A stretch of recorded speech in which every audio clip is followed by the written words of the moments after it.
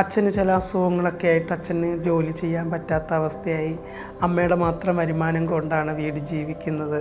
ഈ ചെളിമണ്ണ് വെച്ചിട്ട് കെട്ടിയ ഒരു വീടായിരുന്നു ഞങ്ങളുടേത്. SSLCയുടെ പരീക്ഷ ബുധനാഴ്ചയാണ് കഴിയുന്നത്. വ്യാഴാഴ്ച മുതൽ ഞാൻ ഇഷ്ടികകളത്തിൽ പോയി തുടങ്ങി. ഈ കയ്യൊക്കെ അടിച്ച് പൊട്ടിച്ചിട്ടുണ്ട്. ഞാൻ വിരലിനകത്ത് ചുറ്റിക അടിച്ചിട്ട് പൊളന്നു പോയിട്ടുണ്ട്. ചെറുപ്രായത്തിൽ സെക്ഷുവലി അബ്യൂസ് ചെയ്തവരോട് പോലും എനിക്കിപ്പോഴും ഒരു വാശിയോ വൈരാഗ്യമോ ഞാൻ കാത്തു സൂക്ഷിക്കുക. ഇപ്പോഴും ഞാൻ ഫ്രീ ആയിട്ട് കല്യാണ മേക്കപ്പ് ചെയ്ത് കൊടുക്കുന്നുണ്ട്. ഇപ്പോഴും ചിന്താഗതികൾ മാറാത്തൊരു സൊസൈറ്റിക്ക് മുന്നിലാണ് നമ്മൾ ജീവിക്കുന്നത്. തുടക്കകാലത്ത് ഞാനൊക്കെ സെറ്റിൽ ചെല്ലുമ്പോൾ ഒരു ഗ്ലാസ് വെള്ളം ചോദിച്ചാൽ അതേ അവിടെ ഇരിപ്പോണ്ട് എടുത്ത് കുടിക്കൂ എന്ന് പറയുന്ന കാലഘട്ടം ഉണ്ടായിരുന്നു. എന്നിലുള്ള കുറവുകളും എന്നിലുള്ള പോസിറ്റീവുകളും എനിക്ക് മാത്രമേ അറിയത്തുള്ളൂ. എന്നെ 10 മാസം നൊന്ത് പ്രസവിച്ച എൻ്റെ അമ്മയ്ക്ക് പോലും അറിയത്തില്ല ഞാൻ ആരാണെന്ന്. അപ്പോൾ എൻ്റെ ഒരു മേക്കപ്പ് ജേർണി കഴിഞ്ഞിട്ട് ഞാനൊരു ബിസിനസ് വുമണായിട്ട് മാറുന്നത് ഡോറ ബ്യൂട്ടി വേൾഡിലൂടെയാണ്. ഐശ്വര്യ റായ്, ബിപാഷ ബസു, ദിയ മിർസാബി, ജോൺ അബ്രഹാം എന്ന് വേണ്ട ബോളിവുഡിൻ്റെ സർവ്വ താരങ്ങളും ഇങ്ങനെ ചുമ്മാ തെക്ക് വടക്ക് നടക്കുക. അപ്പം ഞാൻ ദീപികയുടെ തലയിൽ ഇങ്ങനെ കൈവച്ചിട്ട് ഞാൻ പ്രാർത്ഥിച്ചു, തീർച്ചയായിട്ടും ദീപിക ഫിലിം ഇൻഡസ്ട്രിയിൽ വരും, ദീപികയുടെ പേരെഴുതി ചേർക്കും, ഇന്ത്യൻ സിനിമാ ചരിത്രത്തിൽ ദീപികയുടെ പേരുണ്ടാകും. അപ്പോൾ എനിക്ക് കുഞ്ഞുനാളിലുണ്ടായിട്ടുള്ളൊരു അനുഭവത്തിൻ്റെ പേരിൽ നിന്ന് ഒരാളുടെ വീട് ഞാൻ വാങ്ങിച്ചു എന്ന് പറയുന്നത് അതൊരു പ്രതികാരമല്ല, ആക്സിഡൻ്റലി സംഭവിച്ചതാണ്. നമുക്കൊരു ചവിട്ട് കിട്ടിയാലല്ല ചവിട്ടിൻ്റെ വേദന മനസ്സിലാക്കാൻ പറ്റുള്ളൂ. എന്നാലല്ല നമ്മൾ പിന്നീട് ആ ചവിട്ട് കൊള്ളാതിരിക്കാൻ ശ്രമം നടത്തുള്ളൂ. അതുകൊണ്ട് നമുക്കൊരു ചവിട്ട് കിട്ടുന്നത് നല്ലതാണ്. അപ്പോൾ രാത്രിയിൽ ഞാൻ എൻ്റെ ഫ്രണ്ടിൻ്റെ കൂടെ ചായ കുടിക്കാൻ പോകുന്നത് കണ്ടു കഴിഞ്ഞാൽ പിറ്റേ ദിവസം ബ്രേക്ക്ഫാസ്റ്റ് സമയത്ത് അമ്മ എൻ്റെ കൂടെ മിണ്ടത്തില്ല. നീ ഇന്നലെ രാത്രി പോയത് എവിടെയാണ്, ഇത് അറിയണം അമ്മയ്ക്ക്. അങ്ങനെയുള്ള ഒരു തള്ളയാണ് അമ്മ. രഞ്ജു രഞ്ജിമാർ എന്ന സെലിബ്രിറ്റി മേക്കപ്പ് ആർട്ടിസ്റ്റിനെ കുറിച്ച് നമുക്ക് എല്ലാവർക്കും അറിയാം. എന്നാൽ സംരംഭകയായ രഞ്ജുവിൻ്റെ യാത്രയെക്കുറിച്ച്, ആ വിജയ രഹസ്യത്തെക്കുറിച്ച് നമുക്ക് ചോദിച്ചറിയാം. ഇന്ന് നമ്മളോടൊപ്പം ഉള്ളത് രഞ്ജു രഞ്ജിമാറാണ്. നമസ്കാരം. നമസ്തേ. ആദ്യം തന്നെ ചോദിക്കട്ടെ, രഞ്ജു സുഖമായിരിക്കുന്നു, സന്തോഷമായിട്ടിരിക്കുന്നു? Happy happy happy. അപ്പം വളരെ സന്തോഷവതിയാണെന്ന് പറഞ്ഞു. ജീവിതം ഇങ്ങനെ മുന്നോട്ട് പോവുകയാണ്. പക്ഷേ രഞ്ജുവിൻ്റെ ഈ സക്സസ് അല്ലെങ്കിൽ ഈ വിജയത്തിന് ഒരു ഇരട്ടി മധുരം ഉണ്ടെന്ന് ഞാൻ പറയും. വേറെ ഏതൊരു വ്യക്തിയുടെ വെച്ച് നോക്കുകയാണെന്നുണ്ടെങ്കിലും വളരെയധികം സ്ട്രഗിൾ ചെയ്ത് കഷ്ടപ്പാട് നിറഞ്ഞ് വളരെ ഫൈറ്റ് ചെയ്തിട്ടാണ് ഇവിടം വരെ എത്തി നിൽക്കുന്നത്. അച്ഛനും അമ്മയ്ക്കും കൂലിപ്പണി ഉണ്ടായിരുന്ന ഒരു സമയം ഉണ്ടായിരുന്നു. ഇഷ്ടികകളത്തിൽ ജോലിക്ക് പോയൊരു ടൈം ഉണ്ടായിരുന്നു. അവിടെ നിന്നാണ് ഇവിടം വരെ എത്തി നിൽക്കുന്നത്. ആ ഒരു കുട്ടിക്കാലമൊക്കെ ഒന്ന് ഓർത്തെടുക്കാം. എൻ്റെ കുട്ടിക്കാലം ഏകദേശം ഒരു നല്ല പ്രായം വരെ, ഐ തിങ്ക് എൻ്റെ ഒരു 10 വയസ്സ് വരെയൊക്കെ വലിയ അല്ലലില്ലാതെ ജീവിച്ച് വന്ന ഒരാളായിരുന്നു ഞാൻ. അപ്പം എന്നെ വീട്ടിലെ ഏറ്റവും ചെറിയ ആളാണ്. എൻ്റെ എല്ലാ ഇഷ്ടങ്ങളും സാധിച്ചു തരുന്ന ഒരു ഫാമിലിയാണ് അച്ഛനും അമ്മയും എൻ്റെ ചേട്ടന്മാരും എൻ്റെ ചേച്ചിയും എൻ്റെ ബന്ധുക്കളും ഒക്കെ എന്നോട് വലിയ സ്നേഹത്തോടു കൂടി ഉണ്ടായിരുന്ന ഒരു കാലഘട്ടമായിരുന്നു. പക്ഷേ കുറേ കാലം കഴിഞ്ഞപ്പോഴത്തേക്ക് അച്ഛന് ചില അസുഖങ്ങളൊക്കെ ആയിട്ട് അച്ഛന് ജോലി ചെയ്യാൻ പറ്റാത്ത അവസ്ഥയായി. അമ്മയുടെ മാത്രം വരുമാനം കൊണ്ടാണ് വീട് ജീവിക്കുന്നത്. അങ്ങനെ പോകുന്ന ഒരു കാലഘട്ടം വന്നപ്പോഴത്തേക്ക് ശരിക്കും പറഞ്ഞു കഴിഞ്ഞാൽ ഒരു ദാരിദ്ര്യം എന്താണ് എന്നുള്ളതിനെ പറ്റി അനുഭവിക്കാൻ തുടങ്ങി. എന്താ പറയുക, ഒരു ഇഷ്ടികയല്ല, ഈ ചെളിമണ്ണ് വെച്ചിട്ട് കെട്ടിയ ഒരു വീടായിരുന്നു ഞങ്ങളുടേത്. അപ്പോൾ ആ ഒരു കാലഘട്ടത്തിൽ മഴയൊക്കെ വരുന്ന സമയത്ത് ഭയങ്കര ബുദ്ധിമുട്ടാണ്. ജൂൺ ജൂലൈ ആകുമ്പോഴത്തേക്ക് ഞങ്ങൾക്കെല്ലാം പേടിയാണ്. ഞങ്ങൾക്ക് മാത്രമല്ല, ആ പരിസര പ്രദേശങ്ങളിലുള്ള എല്ലാവർക്കും പേടിയാണ്. കാരണം പെട്ടെന്ന് വെള്ളം വന്ന് കയറിയിട്ട് ഈ മണ്ണിങ്ങനെ അലിഞ്ഞലിഞ്ഞ് പോയി ഇടിഞ്ഞ് വീഴും. പിന്നെ വീട്ടിനകത്തൊക്കെ വെള്ളം കയറും. എന്നിട്ട് ഞങ്ങളെല്ലാവരും സ്കൂളിലാണ് താമസിക്കുന്നത്. അപ്പോൾ ഞാനന്ന് ശരിക്കും പറഞ്ഞു കഴിഞ്ഞാൽ ഒരു 4ാം ക്ലാസ് 3ാം ക്ലാസ് ആ ടൈമാണ്. അപ്പോൾ എൻ്റെ ഓർമ്മ വെച്ച കാലം മുതൽ അങ്ങനെയാണ്. ഏകദേശം എനിക്കൊരു 15 വയസ്സ് വരെ എനിക്ക് തോന്നുന്നു അങ്ങനെയൊക്കെ തന്നെ ആയിരുന്നു ഞങ്ങളുടെ ജീവിതം പൊയ്ക്കൊണ്ടിരുന്നത്. പിന്നീടാണ് ഈ പഞ്ചായത്തിൽ നിന്ന് വീടൊക്കെ അനുവദിച്ച് കൊടുക്കലും വീടൊക്കെ വെക്കലും ഒക്കെ വന്നത്. അപ്പം ഞങ്ങൾ ആ ഒരു സ്കൂളിൽ താമസിക്കുന്ന സമയത്ത് ശരിക്കും പറഞ്ഞു കഴിഞ്ഞാൽ ഈ കോംപ്ലക്സ് ആണോ എന്നൊന്നും എനിക്കറിയത്തില്ല, ഒരു ചളുപ്പ് പോലെയാണ്. കാരണം രാവിലെ ഞങ്ങളിങ്ങനെ എഴുന്നേറ്റിട്ട് ഈ ഒട്ടന്മാരില്ലേ, പണ്ടത്തെ ഈ ഒട്ടന്മാരെന്ന് പറയും, പണ്ടത്തെ കാലത്തൊക്കെ ഈ തമിഴ്നാട്ടിൽ നിന്നൊക്കെ ആൾക്കാർ ഈ കാക്കേനെയൊക്കെ കൊന്ന് കല്ല് കൊത്താനും ഒക്കെ വരുന്നവർ വന്നിട്ട് പാടത്തൊക്കെ വന്നിട്ട് കുടിൽ കെട്ടിയൊക്കെ താമസിക്കും. അങ്ങനെയുള്ളൊരു അനുഭവമാണ്. ഞങ്ങൾ സ്കൂളിൽ പോയി ഇങ്ങനെ താമസിക്കുന്നു.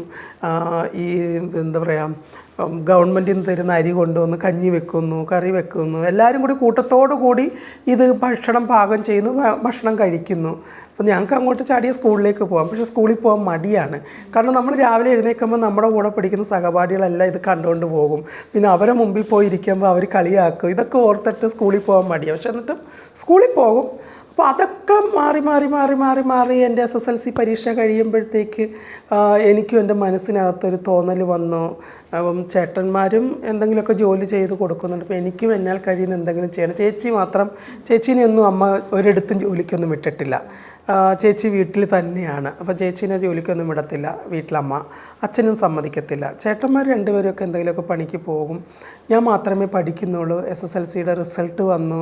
ഞങ്ങളുടെ നാട്ടിൽ ഞാൻ മാത്രമേ പാസ്സായിട്ടുള്ളൂ. 347 മാർക്ക്. ഭയങ്കര ആഘോഷമായിരുന്നു. എൻ്റെ അമ്മയ്ക്ക് ആഗ്രഹം എന്നെ അഡ്വക്കേറ്റ് ആക്കാനായിരുന്നു. എനിക്ക് എന്താ പറയുക, കുഞ്ഞുനാളിൽ ടീച്ചർമാരൊക്കെ ചോദിക്കുമ്പോൾ പൈലറ്റ് ആകണമെന്നൊക്കെ ആഗ്രഹം പറയുമായിരുന്നു.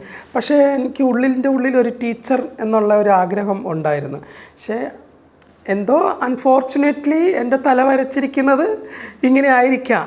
എന്തിനും ഒരു ഇതുണ്ടല്ലോ. അപ്പം അവിടുന്ന് അങ്ങോട്ട് എനിക്ക് കഷ്ടപ്പാടുകളുടെ ലോകം തന്നെയായിരുന്നു. ഇഷ്ടികക്കളത്തിൽ പോകുന്നു. SSLCയുടെ പരീക്ഷ ബുധനാഴ്ചയാണ് കഴിയുന്നത്. വ്യാഴാഴ്ച മുതൽ ഞാൻ ഇഷ്ടികക്കളത്തിൽ പോയി തുടങ്ങി. വ്യാഴാഴ്ച ഞാൻ ജോലിക്ക് പോകുന്നു. വീട്ടിനടുത്തുള്ള ഒരു ഉണ്ണി എന്ന് പറയുന്ന ഒരു ചേട്ടനാണ് എന്നെ കൊണ്ടുപോകുന്നത്.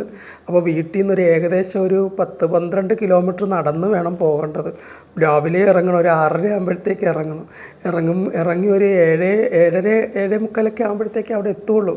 വെച്ചടിച്ച് പിടിക്കും. അതേപോലെ വൈകിട്ട് 5-5:30 ആകുമ്പോൾ നിർത്തി അവിടുന്ന് തിരിച്ച് വീട്ടിൽ വരുമ്പോൾ 7-8 മണിയൊക്കെ ആവും. പക്ഷേ ഒരു സുഖം ഉണ്ടായിരുന്നു. നമ്മൾ ജോലി ചെയ്യുന്നു, അതിൽ നിന്ന് പൈസ കിട്ടുന്നു, അത് നമ്മുടെ വീട്ടുകാർക്ക് കൊടുക്കുന്നു, അതിൽ നിന്ന് കിട്ടുന്ന ഒരു സന്തോഷവും അഭിമാനവും അതന്നും ഇന്നും ഞാൻ എൻ്റെ കുട്ടികൾക്ക് പകർന്നു കൊടുക്കുന്നൊരു കാര്യമാണ്. നമ്മൾ കഷ്ടപ്പെട്ട് നേടുന്ന ഒരു 10 രൂപ ഉണ്ടല്ലോ, അതെവിടെയെങ്കിലും കൊണ്ട് കളയാൻ നമുക്ക് മടിയാണ്. അത് നമ്മുടെ കയ്യിൽ നിന്ന് കളഞ്ഞു പോയാൽ നമുക്ക് ആദി കയറും. പക്ഷേ അനാവശ്യമായിട്ട് നമ്മൾ സമ്പാദിക്കുന്ന പൈസ പോയാലും നമുക്ക് അനാവശ്യമായിട്ട് നാളെ സമ്പാദിക്കാമല്ലോ എന്നൊരു തോന്നൽ നമുക്ക് വരും. ആ ചിന്താഗതി വേണ്ട. നമ്മൾ കഷ്ടപ്പെട്ട പൈസ നമ്മൾ മുറുക്കെ തന്നെ പിടിക്കണം. അതെൻ്റെ കുഞ്ഞുനാൾ മുതലുള്ള ഒരു ശീലമാണ്. അപ്പോൾ അങ്ങനെ ഞാൻ 200 രൂപ, 300 രൂപ, 400 രൂപയൊക്കെ എൻ്റെ വീട്ടിൽ വന്ന് കൊടുക്കുമ്പം, അല്ലെങ്കിൽ ശനിയാഴ്ച ശമ്പളം മേടിച്ചിട്ട് വീട്ടു സാധനങ്ങളും വാങ്ങിച്ചുകൊണ്ട് വരുമ്പോൾ ഇതൊക്കെ കിട്ടുന്നൊരു സന്തോഷമുണ്ടല്ലോ, ഭയങ്കര അഭിമാനമാണ്. അപ്പം ഞാനാണെന്നുണ്ടെങ്കിൽ അത് കഴിഞ്ഞിട്ട് ഞാൻ തടിമില്ലിൽ ജോലിക്ക് പോയിട്ടുണ്ട്. തടിമില്ലിൽ പോയിട്ട് പെട്ടി അടിക്കണം, ഈ കോളാപ്പെട്ടി അടിക്കണം. ഒരു പെട്ടി അടിക്കുന്നതിനെങ്ങാണ്ട് 15 പൈസയോ അത്രയെങ്ങാണ്ടേ ഉള്ളു ആ കാലഘട്ടത്തിൽ. അപ്പം 100 പെട്ടിയെങ്കിലും അടിച്ചാലേ നമുക്ക് എന്തെങ്കിലും കിട്ടുള്ളൂ. ഞാൻ വാശിക്കിരുന്ന് 100, 150 ഒക്കെ അടിക്കും. ഈ കൈയൊക്കെ അടിച്ച് പൊട്ടിച്ചിട്ടുണ്ട് ഞാൻ. വിരലിനകത്ത് ചുറ്റിക അടിച്ചിട്ട് പൊളന്നു പോയിട്ടുണ്ട്. അതിൽ പിന്നെ മഴച്ച് കെട്ടിയിട്ട് വീണ്ടും ഞാൻ അത് ചെയ്തിട്ടുണ്ട്. അങ്ങനെ ചെയ്തിട്ട് ആഴ്ചയിൽ ആ പൈസ കിട്ടുമ്പം ആ പൈസയ്ക്കകത്തുനിന്ന് അവിടുന്ന് പിന്നെ എന്താ പറയുക, ഇൻസ്റ്റാൾമെൻറ്റ് വ്യവസ്ഥയിൽ തുണി മേടിക്കും, വിറക് വീട്ടിലേക്ക് കൊണ്ടുവരും, വീട്ടിൽ നിറച്ച് വിറകൊക്കെ അടുക്കി വെക്കും, അടുക്കളയിൽ സാധനങ്ങളെല്ലാം ഇങ്ങനെ നിറച്ച് വെക്കും. എനിക്കത് അന്ന് ഇന്നുമൊക്കെ ഭയങ്കര ഒരു കൗതുകമാണ്. വീട്ടിനകത്തൊക്കെയുള്ള സാധനങ്ങൾ, പാത്രങ്ങളെല്ലാം നിറച്ച് വെക്കുന്ന ഒരു ശീലം. അപ്പോൾ അതൊക്കെ ചെയ്യുമ്പോൾ I am so happy and I am so proud. അതിനുശേഷം ഞാനിങ്ങ് എറണാകുളത്തേക്ക് വന്നു. അതിനുശേഷമായിരുന്നു ഉള്ളിലൊരു സ്ത്രീ ഉണ്ടെന്ന് തിരിച്ചറിയുകയും സ്ത്രീ ആകുന്നത് എന്താ പറയുക, എൻ്റെ 5 വയസ്സെങ്ങാണ്ടുള്ളപ്പോൾ തന്നെ ഞാൻ എൻ്റെ അമ്മയോട് ഞാൻ പറയുന്നുണ്ട്, ഞാൻ പെണ്ണാണ് അമ്മയ്ക്ക് പെറ്റിക്കോട്ട് മേടിച്ച് തന്നൂടെ, ഫ്രോക്ക് മേടിച്ച് തന്നൂടെ എന്നൊക്കെ ഞാൻ ചോദിക്കുന്നുണ്ട്. അമ്മ ഇതിനെല്ലാം തല കുലുക്കുന്നു എന്നല്ലാണ്ട് എന്നെ പ്രോത്സാഹിപ്പിക്കുന്നില്ല. അവർ ചെറിയ കുട്ടിയല്ലേ, അതെന്തെങ്കിലും പറഞ്ഞോട്ടെ എന്നുള്ളത്. പക്ഷെ ഞാൻ വിടുന്നില്ല. ഞാൻ നേരെ വീട്ടിൽ വന്നു കഴിഞ്ഞാൽ ചേച്ചിയുടെ ഫ്രോക്ക് എടുത്തിടും. അങ്ങനെയൊക്കെയുള്ളൊരു ശീലമാണ്. ഇപ്പോൾ ചേച്ചി വയസ്സറിയിച്ചിരിക്കുമ്പോൾ ചേച്ചിയുടെ കൂടെ പോയി കിടക്കും, ഞാനും വയസ്സറിയിച്ചു എന്ന് ഞാനും പറയും. അപ്പം ഞങ്ങളുടെയൊക്കെ നാട്ടിൽ ഇപ്പോഴും ആ ആചാരം കാത്തു സൂക്ഷിക്കുന്നതാണ്. എൻ്റെ അമ്മ ഭയങ്കര സ്ട്രിക്റ്റാണ് ഇപ്പോഴും. പീരീഡ്സ് ആയിക്കഴിഞ്ഞാൽ നമുക്ക് വീട്ടിനകത്തേക്ക് കയറാൻ പറ്റത്തില്ല, വീട് മാറിയിരിക്കണം. അപ്പം അന്നത്തെ കാലത്തൊക്കെ അമ്മയ്ക്കൊക്കെ അങ്ങനെ ആകുമ്പോൾ ഞാൻ അമ്മയുടെ കൂടെ പോയി കിടക്കും. എന്നിട്ട് പറമ്പിലാണ് നമ്മൾ പോയി ഇരിക്കുന്നത്. എന്നിട്ട് അവിടെ മറപ്പരയുണ്ട്, അവിടെ വെള്ളം കൊണ്ടുവന്ന് വെച്ച് തരും. അപ്പം നാട്ടുകാരൊക്കെ ചോദിക്കും, പൊടിയും പുറത്തായോ എന്ന് ചോദിക്കും. അതൊക്കെ കേൾക്കുമ്പോൾ എനിക്ക് ഭയങ്കര സന്തോഷമായി. യെസ് ഞാനുമായി എന്നൊക്കെ ഞാനിങ്ങനെ ഉള്ളിൽ കിടന്ന് തുള്ളിച്ചാടും. അപ്പോൾ അതൊക്കെയാണ് എൻ്റെ ബാല്യകാലം എന്ന് പറയുന്നത്. എൻ്റെ ചൈൽഡ്ഹുഡ് ഫ്രണ്ട്സിൻ്റെ കൂടെ എന്താ പറയുക, സാറ്റ് കളിക്കുക, കല്ല് കളിക്കുക, ചെക്ക് കളിക്കുക, ഇതൊക്കെയാണ് എൻ്റെ ഒരു സന്തോഷം എന്ന് പറയുന്നത്. എൻ്റെ ബന്ധുക്കളുടെ കൂടെയൊക്കെ എൻ്റെ ചേട്ടന്മാർ എന്നെ പിടിച്ച് ക്രിക്കറ്റ് കളിക്കാനും പന്ത് കളിക്കാനും കൊണ്ടുപോയാക്കും. അവിടെ ഒന്ന് വട്ടം തിരിഞ്ഞിട്ട് പിന്നെ ചേട്ടന്മാർ നോക്കുമ്പോൾ ഞാൻ പെണ്ണുങ്ങളുടെ ഇടയിലിരിക്കുന്നതാണ്. പിന്നെ അവിടുന്ന് പിന്നെ വലിച്ചുകൊണ്ട് പോകും. തിരിച്ച് വീട്ടിൽ വന്നിട്ട് എന്നെ തല്ലും. അപ്പോൾ അമ്മ പറയും, നീ എന്തിനാ തല്ലുന്നത്, അവന് ഇഷ്ടമുള്ളിടത്തേക്ക് പോട്ടെ എന്നുള്ളത്. നമ്മൾ അവനല്ല അവളെന്ന്. ഈ ഫാമിലിക്ക് വേണ്ടിയിട്ട് തന്നെയല്ലേ എറണാകുളത്തേക്ക് ജോലിക്ക് വന്നതൊക്കെ? ഫാമിലിക്ക് വേണ്ടിയിട്ടെന്ന് പറഞ്ഞാൽ ഞാൻ ഇഷ്ടികളത്ത് ജോലി ചെയ്തുകൊണ്ടിരിക്കുന്ന സമയത്ത്, അതിനുശേഷം ഞാൻ ഒരു സ്കൂളിൽ ലൈബ്രറി സെഷനിൽ ജോലിക്ക് പോയി.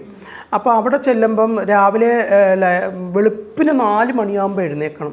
എഴുന്നേറ്റ് അടുക്കളയിൽ സഹായിക്കണം. അടുക്കളയിൽ ഹോസ്റ്റലിലെ കുട്ടികൾക്ക് ഫുഡ് വെക്കാനായിട്ട് സഹായിക്കണം. അത് കഴിഞ്ഞിട്ട് ഒരു 7-7:30 ആകുമ്പോഴത്തേക്ക് സ്കൂൾ ബസ്സിൽ പോയി കുട്ടികളെ വിളിച്ചുകൊണ്ട് വരണം. അതിനുശേഷം ലൈബ്രറിയിൽ ഇരിക്കണം. അതിനുശേഷം പോയി പാത്രം കഴുകണം. ഇങ്ങനെ എല്ലാം ഓൾറൗണ്ടറായിട്ട് ഇങ്ങനെ പണിയെടുക്കും. അങ്ങനെ അവിടെ കുറച്ച് നാൾ നിന്ന് തിരിച്ച് വന്നിട്ട് ആണ് ഞാൻ പിന്നെ കൊല്ലത്ത് എൻ്റെ വീട്ടിലൊരു ചെറിയൊരു ഇഷ്യൂ ഉണ്ടാകും ഞാനും എൻ്റെ ബ്രദറും തമ്മിൽ. അപ്പോൾ അവിടെ നിന്ന് നേരെ ഞാനങ്ങ് കൊല്ലത്തേക്ക് വന്ന് ടൗണിലേക്ക് വന്നു ഒരു വീട്ടിൽ ജോലിക്ക് നിന്ന്. അപ്പോൾ അവിടെ നിന്ന് വീട്ടിൽ ജോലിക്ക് ഒക്കെ ചെയ്യുമ്പോൾ എനിക്ക് ഭയങ്കര സന്തോഷമാണ്. കാരണം ഞാൻ പെണ്ണാണല്ലോ.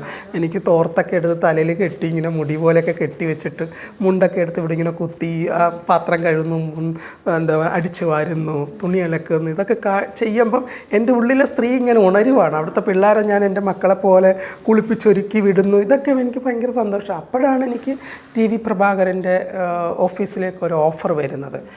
അമ്മയും അച്ഛനൊക്കെ ഒരു പാർട്ടിയിലൊക്കെ പ്രവർത്തിക്കുന്നവരായിരുന്നു.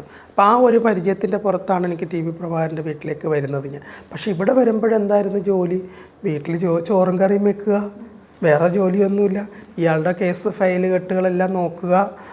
ഹൈക്കോടതിയിൽ പോകുമ്പോൾ അദ്ദേഹത്തിൻ്റെ കൂടെ കാറി കയറി ഈ ഫയലെല്ലാം അവിടെ കൊണ്ടുവെക്കുക. ഗുമസ്തന്മാരുടെ കൂടെ തിരിച്ച് വീട്ടിൽ സാധനങ്ങൾ മേടിച്ചുകൊണ്ട് വരിക, പാത്രങ്ങൾ കഴുകുക, ചോറ് വെക്കുക, കറി വെക്കുക. ഇതൊക്കെ തന്നെയാണ് പരിപാടി.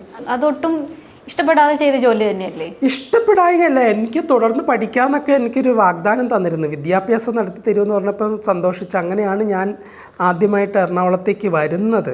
അപ്പോൾ ചെറിയ പ്രായമാണല്ലോ. അപ്പോൾ ആ ഒരു സമയത്ത് ഞാനിവിടെ വരുമ്പോൾ എനിക്ക് ഒന്നിനെ പറ്റി അറിയത്തില്ല. ഉള്ളിൻ്റെ ഉള്ളിലാണെങ്കിൽ ഈ സ്ത്രീ കിടന്ന് തിളയ്ക്കുന്നു. ഇതെനിക്ക് അവിടെ എക്സ്പ്രസ് ചെയ്യാനും പറ്റുന്നില്ല.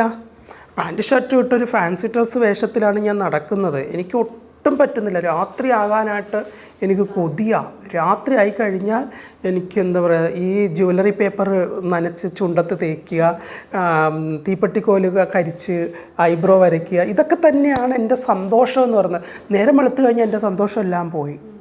വീണ്ടും ഈ ജോലികൾ തന്നെ ഞാൻ ചെയ്യേണ്ടി വരില്ലേ? ഇതാണ് എൻ്റെ ഒരു അങ്ങനെ അവിടുന്ന് ഞാനങ്ങ് വീട് വിട്ട് ഞാൻ ഇറങ്ങി അവിടെയാണ് ഞാൻ എൻ്റെ കമ്മ്യൂണിറ്റികളെ ഞാൻ കാണുന്നത്. ഒരുപാട് കമ്മ്യൂണിറ്റികൾ എന്നെ പോലെ ഉണ്ട് എന്ന് ഞാൻ മനസ്സിലാക്കുന്നത് അവിടെ. ആ ഒരു എക്സ്പീരിയൻസ് എങ്ങനെയായിരുന്നു? മനസ്സിലാക്കുന്നത് അന്ന് ഒരു ശ്രമ എന്ന് പറഞ്ഞിട്ടൊരു സംഘടന ഉണ്ടായിരുന്നു. MSM എന്ന് പറയുന്ന ആൾക്കാർക്ക് മെയിൽ ടു സെക്സ് മെയിൽ അങ്ങനെ എന്തോ ഒരു വേർഡാണ്. എൻ്റെ കറക്റ്റ് മീനിങ് എനിക്കറിയത്തില്ല. അപ്പോൾ അവിടെ ചെല്ലുമ്പോൾ കുറേ ആൾക്കാർ നമ്മളെപ്പോലെ രാവിലെ വരുന്നു, അവിടെ ഇരിക്കുന്നു, ചോറും കറിയും കഴിക്കുന്നു, പോകുന്നു, ഇതൊക്കെ. അപ്പോൾ അങ്ങനെ കുറേ പേരെ എനിക്ക് അവിടെ നിന്ന് പരിചയപ്പെടാൻ കഴിഞ്ഞു. പക്ഷേ അങ്ങനെ പരിചയപ്പെടാൻ കഴിഞ്ഞതിൽ നിന്ന് എനിക്ക് കുറച്ച് തിക്താനുഭവങ്ങൾ എൻ്റെ ലൈഫിൽ വന്നു. എൻ്റെ ലൈഫിൻ്റെ ടേണിംഗ് പോയിൻ്റ് എങ്ങോട്ട് പോകുമെന്ന് എനിക്ക് തന്നെ ഐഡൻറ്റിഫൈ ചെയ്യാൻ പറ്റാതായിപ്പോൾ ഞാൻ ഭയന്ന് പോയി. കാരണം എൻ്റെ ജീവിതം ഒന്നെങ്കിൽ ജയിലറകളിലേക്ക് പോകും, അല്ലെങ്കിൽ ബോംബെ തെരുവുകളിലേക്ക് പോകും. ഇങ്ങനൊരു ചിന്ത വന്നപ്പോഴത്തേക്ക് എനിക്കൊന്നും ചെയ്യാൻ പറ്റുന്നില്ല എന്ന് കണ്ടപ്പോഴാണ് ഞാൻ സ്വയം ബുക്ക് സെയിൽ ചെയ്യാൻ തുടങ്ങിയത്. പ്രഭാത് ബുക്കിൽ നിന്ന് ബുക്ക് തോടെ വാങ്ങിച്ച് ഞാൻ ഓരോ വീടുകൾ തോറും കൊണ്ടുപോകും. അത് കുറച്ച് നാൾ അങ്ങനെ പോകുമ്പോൾ ഓരോ വീടുകളിൽ നിന്ന് രാവിലെ ഞാൻ ബ്രേക്ക്ഫാസ്റ്റ് ചോദിച്ച് വാങ്ങിച്ച് കഴിക്കും, ഉച്ചക്കലത്തെ ഫുഡ് ചോദിച്ച് വാങ്ങിച്ച് കഴിക്കും, വൈകിട്ടത്തെ ചായ മേടിച്ച് കുടിക്കും, ചില വീടുകളിൽ നിന്ന് വസ്ത്രങ്ങൾ ചോദിക്കും. എന്താണ് തോന്നുന്നത്? എനിക്ക് അങ്ങനെ പ്രത്യേകിച്ച് ഒരു ഫീലിംഗും എനിക്ക് ഇപ്പോഴും തോന്നാറില്ല. വാശിയല്ല, എനിക്കങ്ങനെ ആരോടും എനിക്ക് വാശിയില്ല. ഇപ്പോഴും എനിക്ക് വാശിയില്ല. കാരണം എന്നെ എന്താ പറയുക, ചെറുപ്രായത്തിൽ സെക്ഷുവലി അബ്യൂസ് ചെയ്തവരോട് പോലും എനിക്ക് ഇപ്പോഴും ഒരു വാശിയോ വൈരാഗ്യമോ ഞാൻ കാത്തു സൂക്ഷിക്കുക. ആരോട് ഈ ലോകത്ത് എന്നെ ഇപ്പോൾ എൻ്റെ മുഖത്ത് കാർക്കിച്ച് തുപ്പിയിട്ട് ഒരാൾ പോയി കഴിഞ്ഞാൽ പിറ്റേന്ന് ജംഗ്ഷനിൽ വെച്ച് കണ്ടാൽ അയാളുടെ അടുത്ത് സംസാരിക്കുന്നൊരു പ്രകൃതമായിരുന്നു എനിക്കൊന്നും എൻ്റെ മനസ്സിൽ വെച്ചുകൊണ്ടിരിക്കത്തില്ല. എല്ലാം 1, 2, 3 കഴിയും. എനിക്ക് എന്ത് ഫീലിംഗ് ആണെന്നുണ്ടെങ്കിൽ ഇപ്പോൾ ഒരു സൗഹൃദം നഷ്ടപ്പെട്ടാൽ പോലും ഞാൻ അത് ഓവർകം ചെയ്യും. ഉള്ളിൻ്റെ ഉള്ളിൽ ഒരു തേങ്ങലുണ്ടെങ്കിൽ പോലും അതിനെ നമ്മൾ ഓവർകം ചെയ്യണമല്ലോ. That is reality life. ഇത് ഞാൻ പഠിച്ചത് എൻ്റെ ജീവിത അനുഭവത്തിൽ നിന്നാണ്. ഒന്നും സസ്റ്റെയിൻ ചെയ്യുന്നില്ല നമ്മുടെ ജീവിതത്തിൽ. എല്ലാം ഇങ്ങനെ ഒരു താള് മറിക്കുന്നത് പോലെ പൊയ്ക്കൊണ്ടേ ഇരിക്കണം. നമ്മൾ ജീവിതത്തിൽ എവിടെയൊക്കെ വെച്ച് ഓരോരുത്തരെ നമ്മൾ പരിചയപ്പെടുന്നത് അവർ നമ്മളുമായിട്ട് യോജിക്കുന്നവരാണെങ്കിൽ നമ്മുടെ കൂടെ വരും, ഇല്ലാത്തവരാണെങ്കിൽ എവിടെയെങ്കിലും വെച്ച് ഇറങ്ങിപ്പോകും. ഇങ്ങനെ ചിന്തിക്കുന്ന ഒരാളാണ്. അപ്പോൾ എനിക്കതുകൊണ്ട് പഴയ കാലങ്ങളൊക്കെ ഓർക്കുമ്പോൾ എനിക്കങ്ങനെ പ്രത്യേകിച്ചൊന്നും തോന്നാറില്ല. ഒരു വീട്ടിൽ ചെന്ന് ചെരുപ്പ് പഴകിയതാണല്ലോ ചേച്ചി, ഇതെനിക്ക് തരുമോ, എനിക്ക് ചെരുപ്പില്ല ഇടാനായിട്ട്, വസ്ത്രങ്ങൾ ചോദിക്കുക. അതൊക്കെ കൊണ്ട് എനിക്ക് ലാഭമാണ് ഉണ്ടായിട്ടുള്ളത്. ഞാൻ ഈ കഷ്ടപ്പെടുന്ന പൈസകൾ എനിക്ക് സമ്പാദിക്കാൻ കഴിയുന്നുണ്ട്. അതിൽ നിന്ന് എൻ്റെ അമ്മയ്ക്ക് കമ്മൽ മേടിച്ചു കൊടുത്തിട്ടുണ്ട്. എൻ്റെ അച്ഛൻ തളർന്നു കിടന്നപ്പോൾ ഫാൻ മേടിച്ച് എൻ്റെ വീട്ടിൽ ഫിറ്റ് ചെയ്തിട്ടുണ്ട്. എൻ്റെ അമ്മയ്ക്ക് വസ്ത്രം മേടിച്ചു കൊടുത്തിട്ടുണ്ട്. അപ്പോൾ ഇതെല്ലാം എനിക്ക് സന്തോഷം തന്ന കാര്യങ്ങളല്ലേ. അപ്പോൾ എനിക്ക് പഴയ കാലങ്ങൾ ഓർക്കുമ്പോൾ എനിക്ക് അവരോട് ഞാൻ മധുരമായി പ്രതികാരം ചെയ്ത് ഇതൊന്നിനോട് യോജിക്കുന്ന ഒരാളല്ല ഞാൻ. അപ്പോൾ എനിക്ക് കുഞ്ഞുനാളിലുണ്ടായിട്ടുള്ളൊരു അനുഭവത്തിൻ്റെ പേരിൽ നിന്ന് ഒരാളുടെ വീട് ഞാൻ വാങ്ങിച്ചു എന്ന് പറയുന്നത് അതൊരു പ്രതികാരമല്ല, ആക്സിഡൻ്റലി സംഭവിച്ചതാണ്. ഒരു വീട് സെയിലിനിട്ടിരിക്കുന്നു, ഞാൻ ആ വീട് വാങ്ങുന്നു. അപ്പോഴാണ് ഞാൻ അത് ഓർക്കുന്നത് പോലും, ഇങ്ങനൊരു സംഭവം എൻ്റെ ലൈഫിൽ ഉണ്ടായിട്ടുണ്ടല്ലോ എന്നുള്ളത്. അതെന്നെ ഹേർട്ട് ചെയ്യുന്നതേ ഇല്ല. അത് കഴിഞ്ഞു. ആ സബ്ജക്റ്റ് ഞാൻ തന്നെ ക്ലോസ് ചെയ്യുകയാണ്. ഓരോ സബ്ജക്റ്റുകളും ഞാൻ തന്നെ ക്ലോസ് ചെയ്ത് പോവുക. ഞാൻ മേക്കപ്പ് ആർട്ടിസ്റ്റിലേക്ക് വരുന്ന കഥ എന്ന് പറഞ്ഞു കഴിഞ്ഞാൽ, എറണാകുളത്തൊരു ഷർട്ടിൻ്റെ പരസ്യത്തിൻ്റെ ഷൂട്ടിംഗ് നടക്കുവാണ്. അവിടെ എൻ്റെ വളരെ ക്ലോസ് ആയിട്ടുള്ളൊരു ഫ്രണ്ട്, ഈ കമ്മ്യൂണിറ്റി സർക്കിളിൽ തന്നെയുള്ളത് റോയി ആൻ്റണിയും കൂടെ അവിടെ മേക്കപ്പ് ചെയ്യുന്നു. അപ്പം അവർ പാർലർ നടത്തുന്നവരാണ്. അപ്പോൾ പാർലർ ബേസിൽ പോയി മേക്കപ്പ് ചെയ്യുവാണ്. അപ്പോൾ ഞാനും അവരെ കാണാനായിട്ട് അവിടെ ചെന്നു. അപ്പോൾ ഞാനും പൗഡർ പാഡൊക്കെ എടുത്തിട്ട് ഓരോരുത്തരിങ്ങനെ തൊട്ട് ഉള്ളിൻ്റെ ഉള്ളിൽ ഇത് കിടപ്പുണ്ടല്ല, അതങ്ങ് പുറത്തേക്ക് വന്നു. അപ്പോൾ നമ്മളിത് ചിലത് കാണുമ്പോൾ ഇങ്ങനെ ചെയ്യും. അങ്ങനെ ഇഷ്ടപ്പെട്ട് എനിക്കൊരു 500 രൂപ തന്നു. പിറ്റേന്നും പോയി എനിക്കൊരു 500 രൂപ തന്നു. അപ്പോൾ എനിക്ക് തോന്നി അത് കൊള്ളാമല്ലോ. അങ്ങനെ ഞാൻ പതുക്കെ ഓരോ വർക്കുകൾക്ക് പോവുക. എനിക്കൊരാളിൻ്റെ കൂടെ അസിസ്റ്റൻ്റ് ആകാനുള്ള ഒരു ചാൻസ് ഇല്ല. അക്കാഡമിയിൽ പോയി പഠിക്കാനുള്ള ഒരു ഫെസിലിറ്റീസ് ഇവിടെ ഇല്ല. ഇവിടെ ഒരു വർക്ക്ഷോപ്പ് നടക്കുന്നില്ല, ഒരു സെമിനാർ നടക്കുന്നില്ല. ഒന്നിനെ പറ്റിയും നമ്മുടെ നോളജ് ഡെവലപ്പ് ചെയ്യാനുള്ള ഒരു ഫെസിലിറ്റീസും ഇവിടെ ഇല്ല. എങ്ങനെയൊക്കെയോ വീണെടുത്ത് കിടന്ന് ഉരുണ്ട്, അപ്പുറത്ത് മാറി ഉരുണ്ട്, പിന്നെ അപ്പുറത്ത് മാറി ഉരുണ്ട്, അങ്ങനെ ആയിട്ടുള്ളൊരു മേക്കപ്പ് ആർട്ടിസ്റ്റാണ് ഞാൻ. ഉപജീവനത്തിനായിട്ട് മേക്കപ്പ് ആർട്ടിസ്റ്റ് ആയി എന്ന് പറഞ്ഞിട്ടുണ്ട്. അതിനുശേഷം അതൊരു പ്രൊഫഷനായിട്ട് തിരഞ്ഞെടുത്ത് അതൊരു ബിസിനസ്സിൽ അപ്ലൈ ചെയ്ത് ആ ഒരു രീതിയിലേക്ക് അതിനെപ്പറ്റി ചിന്തിച്ചു തുടങ്ങിയത് എപ്പോഴാണ്? ഇതൊരു ബിസിനസ് ആക്കാം എന്ന് ചിന്ത തോന്നിയത്? ബിസിനസ് ആക്കുക എന്നുള്ളത് അന്നും എൻ്റെ മനസ്സിലില്ല, ഇന്നും എൻ്റെ മനസ്സിലില്ല. എനിക്കറിയാവുന്ന പാഠങ്ങൾ അല്ലെങ്കിൽ അറിവുകൾ മറ്റൊരാൾക്ക് ഉപകരിക്കുമെന്നുണ്ടെന്നുണ്ടെങ്കിൽ that is my successful story. അതെൻ്റെ അച്ചീവ്മെൻറ്റ്സ് ആണ്. എനിക്കത് പകർന്നു കൊടുക്കാൻ കഴിയുന്നത്. അവിടെ ബിസിനസ് എന്ന് പറയുന്നത് സെക്കൻഡറിയാണ്. ഫസ്റ്റ് ഞാൻ കൊടുക്കുന്നത് അറിവുകൾ. എനിക്ക് എത്രയോ പേര് ഫീസ് ഇല്ലാതെ ഞാൻ പഠിപ്പിക്കുന്നുണ്ട്. അപ്പോൾ അതിനെ ഒരു ബിസിനസ് മൈൻഡിലല്ല ഞാൻ കണ്ടിരിക്കുന്നത്. അന്നും ഇന്നും ഇപ്പോഴും ഞാൻ ഫ്രീ ആയിട്ട് കല്യാണ മേക്കപ്പ് ചെയ്ത് കൊടുക്കുന്നുണ്ട്. ചില കല്യാണ മേക്കപ്പുകൾ അവർ പറയുന്ന പേയ്മെൻറ്റിൽ ഞാൻ ചെയ്തു കൊടുത്തിട്ടുണ്ട്. ഞാൻ ഒരിക്കലും ഡിമാൻഡ് ചെയ്യില്ല, എനിക്ക് ഇത്ര കിട്ടിയാലേ ഇത് ചെയ്യുള്ളൂ എന്ന് ഡിമാൻഡ് ചെയ്യില്ല. ഇതൊരിക്കലും ഞാനൊരു ബിസിനസ് പർപ്പസിൽ ഞാൻ ചെയ്യാറില്ല. പക്ഷേ നമുക്ക് ജീവിക്കണം, നമുക്ക് ഒരുപാട് കാര്യങ്ങളുണ്ട്, ഇതിനിടയിലൂടെ ചെയ്യേണ്ട കുറേ കാര്യങ്ങളുണ്ട്. അപ്പോൾ നോട്ടീസബിളാണിത്. അപ്പോൾ നോട്ടീസബിളായിട്ടുള്ള ഒരു ബിസിനസ് ആകുമ്പോൾ അതിന് കുറേ ഫോർമാലിറ്റീസ് ഉണ്ട്. ആ ഫോർമാലിറ്റീസ് നമ്മൾ കവർ ചെയ്യണം എന്നതുകൊണ്ട് ഇതിനൊരു ബിസിനസ് മേഖലയായിട്ട് കാണുന്നു മാത്രം. അപ്പം ഇങ്ങനെ വരുമ്പോൾ കുറേ കാലം കഴിഞ്ഞപ്പോഴത്തേക്ക് ഞാനിങ്ങനെ സെമിനാറുകൾക്ക് പോകുമ്പം നമുക്ക് പൈസ തരുന്നു. പിന്നീട് അവർ നമ്മളോട് ഇങ്ങനെ ചോദിക്കുകയാണ്, എത്രയാണ് നിങ്ങളുടെ ചാർജ് എന്ന് ചോദിക്കുന്നു. അവിടെ എനിക്ക് മനസ്സിലായി I A quality makeup artist. അവിടെ നമ്മൾ ഡിമാൻഡ് ചെയ്യാൻ തുടങ്ങി. അങ്ങനെയാണ് ഈ മേക്കപ്പിലേക്ക് വരുന്നത്. ഒരിക്കലും ഈ ഒരു സലൂൺ എന്ന് പറയുന്ന ഒരു സംവിധാനം എൻ്റെ മൈൻഡിലേ ഇല്ലായിരുന്നു. ഡോറ ബ്യൂട്ടി വേൾഡ് എന്ന് പറയുന്നൊരു സലൂൺ എൻ്റെ മൈൻഡിലില്ലായിരുന്നു. എനിക്കൊരു അക്കാഡമി തുടങ്ങണം എന്നൊരാഗ്രഹം ഉണ്ടായിരുന്നു. വരും തലമുറ നല്ല രീതിയിൽ പഠിച്ച് മേക്കപ്പ് ആർട്ടിസ്റ്റുകളാകട്ടെ എന്നുള്ളത് കൊണ്ട് എനിക്കൊരു അക്കാഡമി തുടങ്ങണമെന്ന് ആഗ്രഹം ഉണ്ടായിരുന്നു. ദൈവത്തിന് അനുഗ്രഹം കൊണ്ട് ഈ ഒരു സലൂൺ തുടങ്ങി. സലൂണിൻ്റെ പുറകെ അക്കാഡമി വന്നു. ഇപ്പോൾ 25 വർഷത്തോളമായി സിനിമ ഇൻഡസ്ട്രിയിൽ വന്നിട്ട്, മേക്കപ്പ് ആർട്ടിസ്റ്റായിട്ട് വന്നിട്ട്. ഇവിടം വരെ ഈ ഒരു കാലയളവ് എന്ന് പറഞ്ഞാൽ ചെറിയൊരു കാലയളവല്ല. ഇപ്പം എണ്ണം പറഞ്ഞ മേക്കപ്പ് ആർട്ടിസ്റ്റുകളിൽ ഒരാൾ കൂടിയാണ്. അത് ഒരു അഭിമാനമല്ലേ? ആളുകൾ ആ ഒരു സ്ട്രഗിളും പീരീഡും ഭയങ്കര വലുതായിരുന്നു. രഞ്ജുവിനെ സഹായിച്ച ഒരുപാട് ആൾക്കാരുണ്ട്, പുറകിൽ നിന്ന് ചവിട്ടിയ ഒരുപാട് ആൾക്കാരുണ്ട്. അതൊക്കെ ഒന്ന് പറയാം. ഇല്ല, ചവിട്ടിയ ആൾക്കാർ ചവിട്ടണമല്ലോ. നമുക്കൊരു ചവിട്ട് കിട്ടിയാലല്ല ചവിട്ടിൻ്റെ വേദന മനസ്സിലാക്കാൻ പറ്റുള്ളൂ. എന്നാലല്ല നമ്മൾ പിന്നീട് ആ ചവിട്ട് കൊള്ളാതിരിക്കാൻ ശ്രമം നടത്തുള്ളൂ. അതുകൊണ്ട് നമുക്കൊരു ചവിട്ട് കിട്ടുന്നത് നല്ലതാണ്. അറ്റ് ദ സെയിം ടൈമിൽ എന്നെ കൈപിടിച്ചുയർത്താനും ഒരുപാട് പേരുണ്ടായിരുന്നു. ഇപ്പോൾ ഫിലിം ഇൻഡസ്ട്രിയിലാണെങ്കിലും ഇപ്പോൾ മുക്ത, ജ്യോതിർമയി, റിമി ടോമി, ഇവരെല്ലാം എൻ്റെ ഒരു കാലഘട്ടത്തിൽ നെടുന്തൂണുകളായിരുന്നു, എൻ്റെ പില്ലറുകളായിരുന്നു ഇവരെല്ലാം. അപ്പം എന്നെ പരിഹസിക്കുന്ന സമയത്ത് എന്നെ സ്വീകരിക്കാനും ആൾക്കാരുണ്ടായി എന്നതുകൊണ്ടാണ് എനിക്ക് 25 വർഷം പൂർത്തിയാക്കാൻ കഴിയുന്നത്. ഇല്ലെന്നുണ്ടെങ്കിൽ ഞാൻ എവിടെയെങ്കിലും വെച്ച് നിർത്തേണ്ടി വരുമായിരുന്നു. എൻ്റെ ഉള്ളിലുള്ള ഒരു പോരാളിയാണ് പൊരുതി എനിക്ക് മുന്നോട്ട് വരാൻ വഴിയൊരുക്കിയത്. ബിക്കോസ് ഞാനൊക്കെ തുടക്കകാലത്ത് ഞാനൊക്കെ സെറ്റിൽ ചെല്ലുമ്പോൾ ഒരു ഗ്ലാസ് വെള്ളം ചോദിച്ചാൽ അതേ അവിടെ ഇരിപ്പോണ്ട് എടുത്ത് കുടിക്കൂ എന്ന് പറയുന്ന കാലഘട്ടം ഉണ്ടായിരുന്നു സിനിമ ഫീൽഡിൽ. നമുക്കൊരു ചെയർ എടുത്ത് തരാൻ ആൾക്കാരില്ലാത്ത സമയം ഉണ്ടായിരുന്നു. നമ്മൾ ഷൂട്ട് നടക്കുന്ന സമയത്ത് ഏതെങ്കിലും പറമ്പിലോ പാടത്തോ പോയി ഇരിക്കുന്ന അവസ്ഥയുണ്ടായിരുന്നു. ഇന്ന് നമ്മൾ ചെല്ലുമ്പോൾ നമുക്ക് എന്താണ് വേണ്ടുന്നത് എന്ന് ചോദിക്കുന്ന ഇടത്തേക്ക് ഞാൻ എത്തിയിട്ടുണ്ടെന്നുണ്ടെങ്കിൽ ഞാനത് പൊരുതി നേടിയതാണ്. ഒരിക്കലും ഒരു സുപ്രഭാതത്തിൽ രഞ്ജുമാർ എന്ന് പറയുന്നൊരു മേക്കപ്പ് ആർട്ടിസ്റ്റ് വളർന്നു വന്നതല്ല. ഓരോ ഇടങ്ങളിൽ നിന്ന് വീണും പരിഹാസം കേട്ടും പുച്ഛിച്ച് അതിനെയൊക്കെ ഓവർകം ചെയ്ത് ഞാൻ വന്നതാണ്. അതുകൊണ്ടായിരിക്കാം മേ ബി ഇന്ന് ഞാനെന്ന് പറയുന്ന വ്യക്തിയെ 10 പേരെങ്കിലും അക്സെപ്റ്റ് ചെയ്യുന്നത്. രഞ്ജുമാർ എന്ന് പറഞ്ഞ വ്യക്തിയെ ഒരുപാട് ആളുകൾ റോൾ മോഡലായിട്ട് കണ്ടിട്ടുണ്ട്. രഞ്ജുവിൻ്റെ ജീവിതത്തിലെ ഏറ്റവും വലിയ റോൾ മോഡൽ ആരായിരിക്കും? ഞാൻ.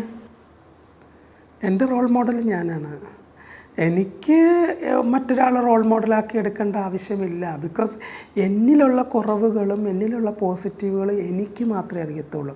എന്നെ 10 മാസം നൊന്ത് പ്രസവിച്ച എൻ്റെ അമ്മയ്ക്ക് പോലും അറിയത്തില്ല ഞാൻ ആരാണെന്ന്. ഞാൻ എന്നെയാണ് തിരിച്ചറിയേണ്ടത്. എനിക്കൊരാളെ റോൾ മോഡലാക്കിയിട്ട് അയാൾ ചെയ്യുന്ന അഴിമതികളെല്ലാം ഞാൻ ചെയ്യണോ? അയാൾ എത്രത്തോളം നന്മകൾ ചെയ്യുന്നെന്ന് എനിക്കറിയാമോ? ഈ ഫിഗർ മാത്രമല്ല നമ്മൾ കാണുന്നുള്ളൂ. എന്നെ ഒരാളും റോൾ മോഡലാക്കി എടുക്കരുതെന്ന് ഞാനും അഭ്യർത്ഥിക്കാറുണ്ട്. എന്നിലും ഒരുപാട് നെഗറ്റീവ് വശങ്ങളുണ്ട്, പോസിറ്റീവ് വശങ്ങളുണ്ട്.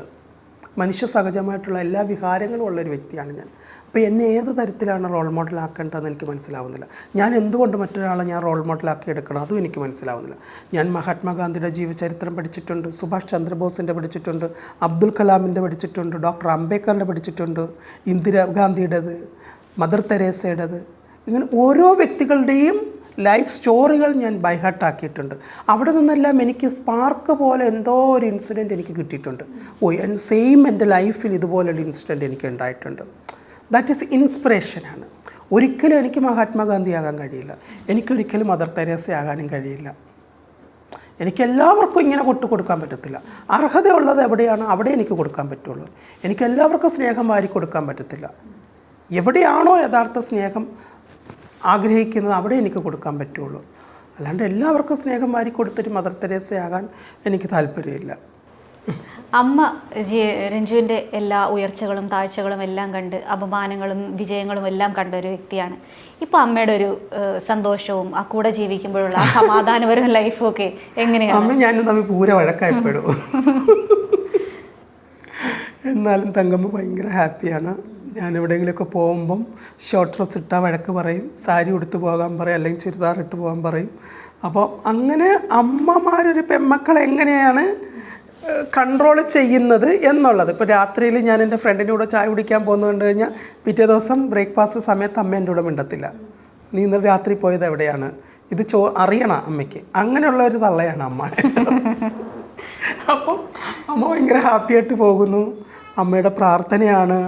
അമ്മ 3:30 മണിക്ക് എഴുന്നേറ്റ് ദൈവത്തിൻ്റെ മുമ്പിൽ പ്രാർത്ഥിക്കുന്നത് കൊണ്ടാണ് കണ്ണിൽ കൊള്ളേണ്ട അപകടങ്ങൾ പുരുകത്ത് തൊട്ട് ഞാൻ ഇങ്ങനെയൊക്കെ മുന്നോട്ട് പോകുന്നത്. ദീപിക പദുകോണിനെ മേക്കപ്പ് ചെയ്യണമെന്നാണ് ഏറ്റവും വലിയൊരു ആഗ്രഹം. ഒരിക്കലും അവരെ കണ്ടിട്ടുണ്ട്, ഒരിക്കലും അവർ മേക്കപ്പ് ചെയ്തിട്ടുണ്ടെന്ന് തോന്നുന്നു. ആ ഒരു എക്സ്പീരിയൻസും ഇനി ആ ഒരു ആഗ്രഹത്തിലേക്ക് എത്തുമ്പോഴുള്ള ഒരു സംഭവം ചിലപ്പോൾ ഇത് മിക്കവാറും ട്രോളാൻ സാധ്യതയുണ്ട്. കാരണം ഇവർക്ക് ഈ ദീപിക പദുകോനെ വിട്ടൊരു കളിയില്ലല്ലോ. വേറൊന്നുമല്ല, ഞാൻ 2006 വിൽസ് ഇന്ത്യ ഫാഷൻ വീക്ക് നടക്കുമ്പോൾ എനിക്കൊരു ഗുരുവില്ല. എൻ്റെ മനസ്സിൽ എനിക്ക് ഒരു മേക്കപ്പ് ആർട്ടിസ്റ്റ് എന്നുള്ള രീതിയിൽ ഞാൻ ഐഡൻറ്റിഫൈ ചെയ്തിരിക്കുന്ന ഒരു വ്യക്തി മിക്കി കോൺട്രാക്ടറാണ് ബോളിവുഡിൽ. ഒരാൾ അംബിക പിള്ളയാണ്. അംബിക പിള്ള അന്ന് താലെന്ന് പറയുന്ന സിനിമ ചെയ്ത് ഐശ്വര്യ റായിക്ക് വേണ്ടി താല് സിനിമയൊക്കെ ചെയ്ത് ഇങ്ങനെ ഹിറ്റായിട്ട് നിൽക്കുവാണ്.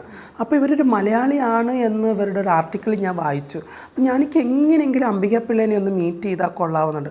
വേറൊന്നുമല്ല, എനിക്ക് അതുവഴി ഐശ്വര്യ റായിയെ കണ്ടാൽ മതി, അതായിരുന്നു എൻ്റെ ചിന്ത മുഴുവൻ. അപ്പം ഞങ്ങൾ ഒരിക്കൽ ഒരു വർക്കിന് ചെയ്യുന്ന സമയത്ത് തിരുവനന്തപുരത്തുള്ള ഗോവിന്ദേട്ടൻ, ഞാൻ പല ആവർത്തി പറഞ്ഞിട്ടുള്ളതാണ്, ഗോവിന്ദേട്ടൻ്റെ കസിൻ സിസ്റ്ററാണ് അംബിക പിള്ള. അപ്പം ഞാനിങ്ങനെ സംസാരിക്കുന്ന കൂട്ടത്തിൽ ഗോവിന്ദേട്ടനാണ് എൻ്റെ അടുത്ത് പറഞ്ഞത്, നിനക്ക് ഞാൻ അംബിക പിള്ളേനെ പരിചയപ്പെടുത്തി തരാമെന്ന് പറഞ്ഞത്.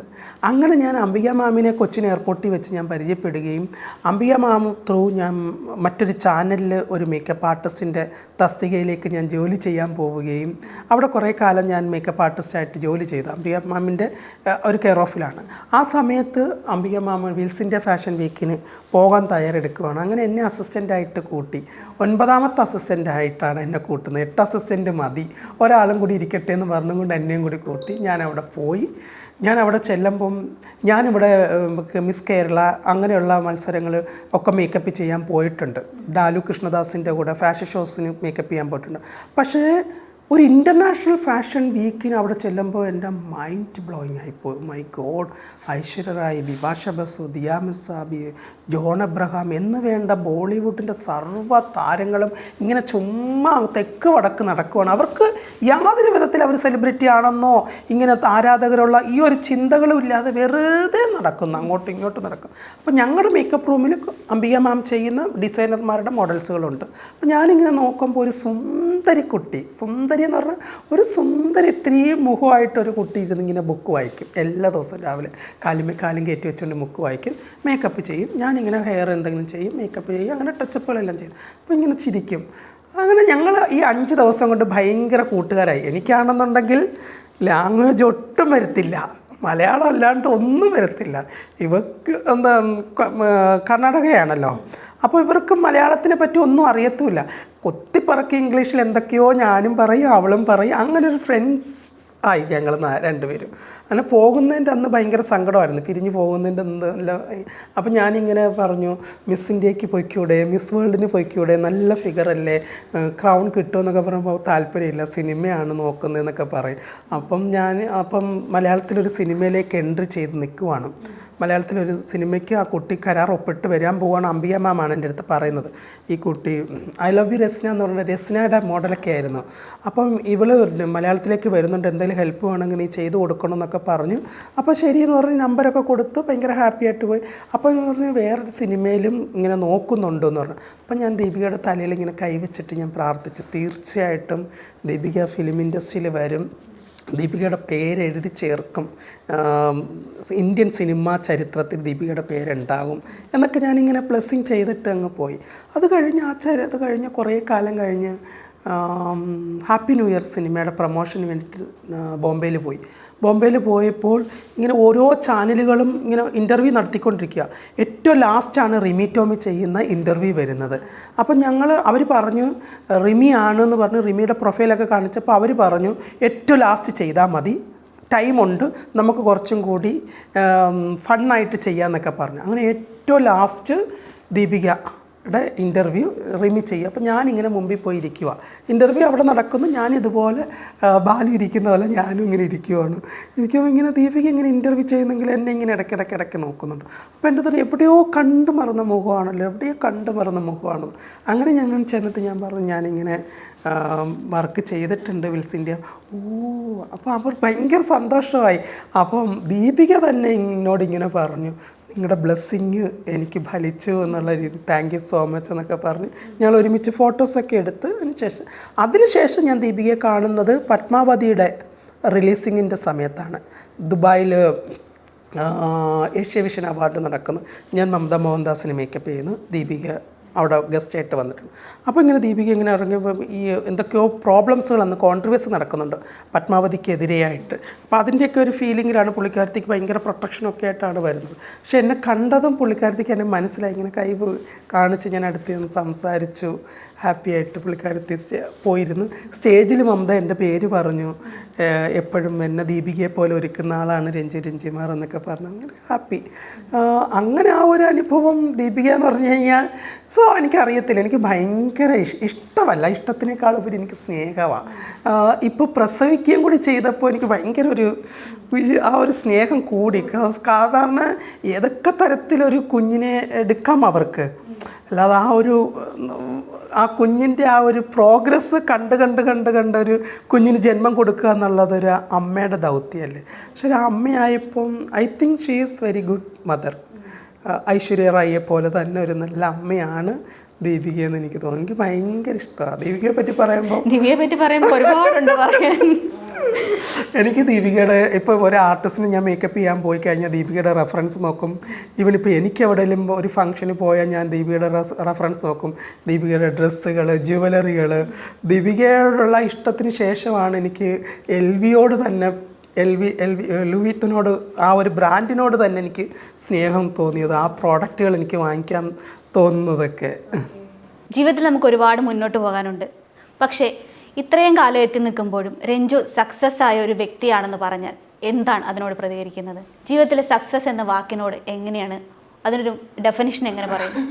ഞാൻ ഓൾറെഡി പറഞ്ഞിട്ടുണ്ട്, I am not a successful person because ഞാൻ ഇപ്പോഴും സ്ട്രഗ്ലിങ്ങിലാണ്. ബിക്കോസ് ഒരു മനുഷ്യൻ്റെ സക്സസ് എന്ന് പറയുന്നത് പൂർണ്ണമാകുന്നില്ല, അല്ലെങ്കിൽ പിന്നെ അയാൾ ഒരെണ്ണത്തിൽ തന്നെ സസ്റ്റെയിൻ ചെയ്ത് നിൽക്കണം. അപ്പോൾ ഒരെണ്ണത്തിൽ തന്നെ സസ്റ്റെയിൻ ചെയ്ത് നിന്ന് അവിടെ എന്തെങ്കിലും വിജയം കൈവരിക്കുമ്പോൾ അതിനെ സക്സസ് എന്ന് പറയാം. സോ എന്നെ സംബന്ധിച്ചെന്ന് പറഞ്ഞു കഴിഞ്ഞാൽ ഞാൻ പാർട്ട് ഓഫ് വേൾഡാണ്. സോ മേക്കപ്പിൽ, അക്കാഡമിയിൽ, അതുപോലെ എൻ്റെ ബിസിനസ്സിൽ, എല്ലാത്തിലും ഞാൻ പാർട്ടാണ്. അപ്പോൾ ഇവിടെ എല്ലായിടത്തും എനിക്ക് സക്സസ് കിട്ടണമെന്നില്ലല്ലോ. സോ മേ ബി ഒരു കയറ്റം ഇറക്കം ഇതെല്ലാം ഉണ്ട്. അപ്പോൾ അങ്ങനെ ഒരു സക്സസ് പേഴ്സണ് നമുക്ക് ലോകത്ത് എവിടെയും കാണാൻ പറ്റില്ല. ബിക്കോസ് വെറുതെ പറയുന്നതാണ്. സക്സസ്ഫുൾ പേഴ്സൺ അല്ലെങ്കിൽ സക്സസ്ഫുൾ എന്ന് പറയുന്ന വേർഡ് തന്നെ അത് അരോചകമായിട്ടാണ് എന്നെ സംബന്ധിച്ച് തോന്നുന്നത്. ബിക്കോസ് ഇപ്പം കേൾക്കുന്നവർ പറഞ്ഞേക്കാം, അവളെല്ലാം നേടി എവിടം വരെയൊക്കെ എത്തി, ഇങ്ങനെ അതിനുള്ള അഹങ്കാരമാണ്. അല്ല, ഞാൻ ഇപ്പോഴും സ്ട്രഗിളിങ്ങിലാണ്. ഓരോ കാര്യങ്ങളും സക്സസ് ആക്കാനുള്ള ഒരു സ്ട്രഗിളിങ് പീരീഡാണ്. ഇതെല്ലാം കഴിഞ്ഞ് എൻഡ് ഓഫ് എൻ്റെ ജേണി അവസാനിക്കുന്നിടത്താണ് എൻ്റെ സക്സസ് എന്ന് വിശ്വസിക്കുന്ന ഒരാളാണ്. അപ്പം ഞാനൊരു സക്സസ്ഫുൾ പേഴ്സൺ അല്ല, സംതിങ് എവിടെയൊക്കെയോ കുറച്ച് കാര്യങ്ങൾക്ക് സക്സസ് ആയി, ഇനിയും കുറേ കാര്യങ്ങൾ സക്സസ് ആകാനുണ്ട്. ഇപ്പോൾ ഒരു ബിസിനസ് വുമൺ എന്നൊക്കെ പറയുമ്പോൾ അത് എല്ലാവരുടെയും മനസ്സിൽ വലിയൊരു സ്ഥാനമുണ്ട്. ഇപ്പോൾ എല്ലാവരും ബഹുമാനിക്കപ്പെടുന്ന അല്ലെങ്കിൽ എല്ലാവരും സ്വീകരിച്ചിരിക്കുന്ന ഒരാൾ. പക്ഷേ രഞ്ജുവിൻ്റെ കാര്യത്തിൽ നോക്കുകയാണെങ്കിൽ അത് ഒരുപടി കൂടി മുന്നിൽ നിൽക്കുമെന്ന് ഞാൻ പറയും. കാരണം ഒരു വിഭാഗം മാറ്റി നിർത്തിയിരിക്കുന്ന ഒരു കമ്മ്യൂണിറ്റിയെ റെപ്രസെൻ്റ് ചെയ്ത് അവർക്കൊരു സ്ഥാനം ഉണ്ടാക്കിയെടുത്ത ഒരാൾ കൂടിയാണ് രഞ്ജു. അങ്ങനെ ഒരു ഇതിലേക്ക് വരുമ്പോഴത്തേക്കും എങ്ങനെയാണ് അത്രയും ആളുകൾക്ക് ഈ ലോകത്തുള്ള എല്ലാ സ്ത്രീകൾക്കും അല്ലെങ്കിൽ എല്ലാ മനുഷ്യർക്കും ഒരു പ്രചോദനം എന്ന രീതിയിലാണ് രഞ്ജുവിനെ ഞാൻ കാണുന്നത്. അപ്പോൾ അതിനോട് എങ്ങനെയാണ് പ്രതികരിക്കാനുള്ളത്? People are difference. ഇപ്പം ഞാനാണ് എൻ്റെ കമ്മ്യൂണിറ്റിക്ക് വേണ്ടിയിട്ട് പോരാടിയതെന്നോ അല്ലെങ്കിൽ അവരെ മുഖ്യധാരയിലേക്ക് കൊണ്ടുവരാൻ വേണ്ടിയിട്ട് പ്രവർത്തിച്ചതെന്നോ അല്ലെങ്കിൽ അവരെ എംപവർ ചെയ്യിച്ച ആളെന്നോ ഞാൻ ഒരിക്കലും അവകാശപ്പെടില്ല. എനിക്ക് മുമ്പേയും പലരും ഉണ്ടായിട്ടുണ്ടാകാം, അവരെയൊന്നും നമ്മൾ കാണാണ്ട് പോയിട്ടുണ്ട്. അപ്പം എന്നെ സംബന്ധിച്ച് ആസ് എ പേഴ്സൺ രഞ്ജിമാർ എന്ന് പറയുന്ന വ്യക്തി എപ്പോഴും ഒരു സ്വയം പര്യാപ്തത സ്വീകരിക്കണം എന്ന് ആഗ്രഹിക്കുന്ന ഒരാളാണ്. അപ്പം നമ്മളെ സ്വയം ടൂൾസാക്കി മറ്റുള്ളവർ ഉപയോഗിക്കുമ്പോൾ എന്തുകൊണ്ട് നമ്മളെ തന്നെ ടൂൾസാക്കി നമുക്ക് ഉപയോഗിച്ചുകൂടാ എന്ന് ചിന്തിക്കുന്ന ഒരു വ്യക്തിയാണ് ഞാൻ. അപ്പോൾ എന്നെ സംബന്ധിച്ച് ഇപ്പം കമ്മ്യൂണിറ്റി ആണെന്നുണ്ടെങ്കിലും എല്ലാവരും നമ്മുടെ കഴിവുകൾ കണ്ടെത്തി അതിലുറച്ചു നിന്ന് ജീവിതത്തെ പോരാടി നോക്കിയാൽ നമുക്ക് വിജയം കൈവരിക്കാൻ കഴിയും. അതുമാത്രമേ ഞാൻ ചെയ്തിട്ടുള്ളൂ. അല്ലാണ്ട് എനിക്കിപ്പം എല്ലാവരെയും ലോകത്താരെയും രക്ഷപ്പെടുത്തി കണ്ടവരില്ല, അല്ലേ? എല്ലാവർക്കും രക്ഷപ്പെടുത്താൻ പറ്റില്ല. ചിലരൊക്കെ എവിടെ നിന്നൊക്കെയോ വന്ന് എന്നോടൊപ്പം ചേർന്നു, അവരെനിക്ക് രക്ഷപ്പെടുത്താൻ കഴിഞ്ഞു എന്നുള്ളൊരു ആത്മവിശ്വാസവും സന്തോഷവും അഭിമാനവും ഉണ്ട്. അറ്റ് ദ സെയിം ടൈമിൽ തന്നെ കുറേ പേര് ഇനിയും സ്ട്രഗിളിങ്ങിലൂടെ കടന്നു വരുന്നുണ്ട്. ഇപ്പോഴും ചിന്താഗതികൾ മാറാത്തൊരു സൊസൈറ്റിക്ക് മുന്നിലാണ് നമ്മൾ ജീവിക്കുന്നത്. ഇപ്പോഴും ട്രാൻസ് പേഴ്സൺസ് എന്ന് പറയുമ്പോൾ ഇപ്പോഴും ഇക്കിളിയോടുകൂടി അല്ലെങ്കിൽ അലർജിയോടുകൂടി അല്ലെങ്കിൽ വെറുപ്പോടുകൂടി നോക്കിക്കാണുന്ന ഒരു സൊസൈറ്റി നമുക്ക് ചുറ്റിനുമുണ്ട്. അപ്പോൾ ഈ ഒരു കാലഘട്ടത്തിൽ അവരവരുടെ സ്വന്തം ഐഡൻറ്റിറ്റി റിവീൽ ചെയ്യുന്നതിനോടൊപ്പം തന്നെ അവരുടെ സ്റ്റാൻഡും അവർ കണ്ടെത്തണമെന്ന് ആഗ്രഹിക്കുന്ന ഒരാളാണ്. അതിന് വേണ്ടിയിട്ട് എന്തൊക്കെയോ ഞാൻ ചെയ്യുന്നു. അതിൽ ചിലത് സക്സസ് ആവുന്നു, ചിലത് ഫെയിലിയർ ആവുന്നു. That's all. ഇത് നമ്മുടെ സക്സസ് ജേർണിയിലേക്ക് വന്നാൽ, അതായത് രഞ്ജു എന്ന ഒരു ബിസിനസ് പേഴ്സണിലേക്ക് വന്നാൽ എങ്ങനെയായിരിക്കും ആ തുടക്കം കാണുന്നത്? എൻ്റെ ബിസിനസ് എന്ന് പറയുന്നത്, ഞാൻ എൻ്റെ നാടും വീടും വിട്ട് ഞാൻ എറണാകുളം ജില്ലയിലേക്ക് വന്ന അതേ കാലഘട്ടത്തിൽ തന്നെയുണ്ട്. എൻ്റെ സർജറിക്ക് മുമ്പ്, എൻ്റെ ഐഡൻറ്റിറ്റി പൂർണ്ണമായിട്ടും റിവീൽ ചെയ്യുന്നതിന് മുമ്പ് ഒക്കെ തുടങ്ങിയതാണ് എൻ്റെ ബിസിനസ്. പ്രഭാത് ബുക്ക് സ്റ്റാളിൽ നിന്ന് ബുക്കുകൾ വാങ്ങിച്ച് 20 രൂപയുടെ ബുക്കിനകത്ത് 25 രൂപ അല്ലെങ്കിൽ 30 രൂപ എഴുതി ഒട്ടിച്ച് വീടാന്തരം കയറി ഇറങ്ങി സെയിൽ നടത്തിയിരുന്ന ഒരു സെയിൽസ് ഗേളായിരുന്നു ഞാൻ. അപ്പോൾ അവിടെ തുടങ്ങുമായിരുന്നു എൻ്റെ ബിസിനസ് എന്ന് പറയുന്നത്. അപ്പം ആ ഒരു ബിസിനസ് എത്രത്തോളം സത്യസന്ധമായി കൊണ്ടുപോകാം എന്ന് ചിന്തിച്ചെടുത്തുനിന്നാണ് എനിക്ക് നെക്സ്റ്റ് പടിയിലേക്ക് പോകാൻ കഴിഞ്ഞിട്ടുള്ളത് എന്ന് ഞാൻ വിശ്വസിക്കുന്നു. കാരണം മേക്കപ്പ് എന്ന് പറയുന്നൊരു മേഖലയിലേക്കാണെങ്കിൽ പോലും എന്നെ പറിച്ചു നട്ടതാണ്. ഒരിക്കലും അക്കാഡമിക് ക്വാളിഫിക്കേഷനോ അല്ലെങ്കിൽ മറ്റേതെങ്കിലും ഒരു മേക്കപ്പ് ആർട്ടിസ്റ്റിനോട് അസിസ്റ്റൻ്റായിട്ട് ജോലി ചെയ്തിട്ടോ അങ്ങനെയൊന്നും വന്ന ഒരു വ്യക്തിയല്ല ഞാൻ. എനിക്ക് യാതൊരു വിധത്തിലും ഒരു ബാക്ക് സപ്പോർട്ട് കിട്ടാത്തൊരു കാലഘട്ടത്തിലാണ് മേക്കപ്പ് ആർട്ടിസ്റ്റായിട്ട് ഞാൻ വരുന്നത്. അത് ശരിക്കും പറഞ്ഞു കഴിഞ്ഞാൽ ഈശ്വരൻ എന്തോ എന്നെ ഇങ്ങനെ എവിടുന്നോ പറിച്ചെടുത്തിട്ട് ഇങ്ങനെ എറിഞ്ഞു വന്ന് വീണത്. ഇപ്പോൾ എന്താ പരശുരാമനൊക്കെ മഴുവെറിഞ്ഞ് നേടിയതാണ് കേരളം അല്ലേ, അങ്ങനെ പറയുന്ന ഒരു കാലഘട്ടം ഉണ്ടല്ലോ. മേ ബി അങ്ങനെയൊക്കെ സംഭവിച്ചതായിട്ടാണ് എനിക്ക് തോന്നുന്നത്. അമ്മയുടെ പ്രാർത്ഥന അല്ലെങ്കിൽ ഞാൻ എപ്പോഴെങ്കിലും ചെയ്തിട്ടുള്ള പുണ്യപ്രവൃത്തിയുടെ ഒരു ഫലം എന്ന് വേണം വിശ്വസിക്കേണ്ടത്. അപ്പോൾ എൻ്റെ ഒരു മേക്കപ്പ് ജേർണി കഴിഞ്ഞിട്ട് ഞാനൊരു ബിസിനസ് വുമണായിട്ട് മാറുന്നത് ഡോറ ബ്യൂട്ടി വേൾഡിലൂടെയാണ്. അപ്പോൾ ശരിക്കും പറഞ്ഞു കഴിഞ്ഞാൽ ഈ ഒരു വാതിൽ എനിക്ക് വേണ്ടി തുറന്നു തന്നത് എൻ്റെ ഒരു സുഹൃത്ത് സുധീഷ് എന്ന് പറഞ്ഞിട്ടൊരാളായിരുന്നു. അപ്പോൾ പോകെ ഈ ഒരു ബിസിനസ് നല്ല രീതിയിൽ മൂവ് ചെയ്യാൻ കഴിഞ്ഞു. അപ്പോൾ എന്നെ സംബന്ധിച്ച് എൻ്റെ സലൂണിൽ വരുന്നവർ പറയുന്നത് ഇവിടുത്തെ സർവീസിനേക്കാൾ ഉപരി രഞ്ജുമാർ എന്ന് പറയുന്ന ഒരു പേഴ്സണേയും കൂടി ഇൻക്ലൂഡ് ചെയ്തിട്ടാണ് ഞാൻ വരുന്നത്, അല്ലെങ്കിൽ ഞങ്ങൾ വരുന്നത്, അല്ലെങ്കിൽ ഞങ്ങളുടെ ഫാമിലി വരുന്നത് എന്ന് പറയുന്ന കേൾക്കുമ്പോൾ I am so happy. Because എവിടെയെങ്കിലുമൊക്കെ ചെറിയ മാറ്റങ്ങൾ വരുന്നുണ്ട് എന്നുള്ളൊരു സൂചനയാണ്. ബിക്കോസ് ഒരു ട്രാൻസ് പേഴ്സണെ സംബന്ധിച്ച് വസ്ത്രം മാറി നടക്കുന്നവർ, അല്ലെങ്കിൽ തെരുവിൽ സെക്സ് വർക്ക് ചെയ്ത് ജീവിക്കുന്നവർ, അല്ലെങ്കിൽ മറ്റുള്ളവരുടെ മുമ്പിൽ കൈ നീട്ടി ഭിക്ഷയാചിച്ച് ജീവിക്കുന്നവർ, ഇങ്ങനെയൊക്കെയുള്ള കോൺസെപ്റ്റുകൾ വെച്ച് പുലർത്തുന്നവരാണ് നമ്മുടെ ജനങ്ങൾ. ഇതിനിടയിലാണ് അങ്കമാലി പോലത്തെ ഒരു സ്ഥലത്ത് KSRTC ബിൽഡിങ്ങിനകത്ത് ഡോറ ബ്യൂട്ടി വേൾഡ് പ്രവർത്തിക്കാൻ വരുന്നത്. അപ്പോൾ എനിക്ക് ശരിക്കും പറഞ്ഞു കഴിഞ്ഞാൽ എന്നോടൊപ്പം പാർട്ണർഷിപ്പ് ചേർന്നവരോട് എനിക്കൊരു റെസ്പോൺസിബിലിറ്റി ഉണ്ട്. അവരെൻ്റെ ഫിഗർ കണ്ടിട്ടാണ് ഈ ഹ്യൂജ് എമൗണ്ട് അവർ ഡിസ്പോസ് ചെയ്യുന്നത് അവിടെ. അപ്പം ഫ്യൂച്ചറിൽ എന്താകും എന്നുള്ള ഒരു ചിന്താഗതി എന്നെ വല്ലാണ്ട് അലട്ടിയിരുന്നു. കാരണം എന്ന് വെച്ച് കഴിഞ്ഞാൽ ഇപ്പോഴും മാറാത്ത 2019 ഓർക്കണം, കോവിഡിന് തൊട്ട് മുമ്പാണ് ഞങ്ങൾ തുടങ്ങുന്നത്. അപ്പം ശരിക്കും പറഞ്ഞു കഴിഞ്ഞാൽ അത്രയും സ്ഥലത്ത് എല്ലാത്തരം ആൾക്കാരും ട്രാവൽ ചെയ്യുന്ന ആ ഒരു സ്ഥലത്ത് ഒരു ട്രാൻസ് പേഴ്സൻ്റെ മുഖം വെച്ചിട്ടൊരു സലൂൺ ഓപ്പൺ ചെയ്യുമ്പോൾ എത്രത്തോളം ആ പ്രദേശവാസികൾ അതിനെ അക്സെപ്റ്റ് ചെയ്യുമെന്നുള്ള ഒരു സങ്കോചം എനിക്കുണ്ടായിരുന്നു. പക്ഷേ എന്ത് തന്നെയാണെന്നുണ്ടെങ്കിലും ടച്ച് വുഡ് 2019 തുടങ്ങിയ ആ ബിസിനസ് ഇന്ന് ദുബായ് നഗരത്തിൽ വരെ എത്തി നിൽക്കുമ്പോൾ I am so proud myself. I am a trans woman, at the same ടൈമിൽ I am a very good teacher അല്ലെങ്കിൽ ഒരു ഓൺട്രപ്രണർ.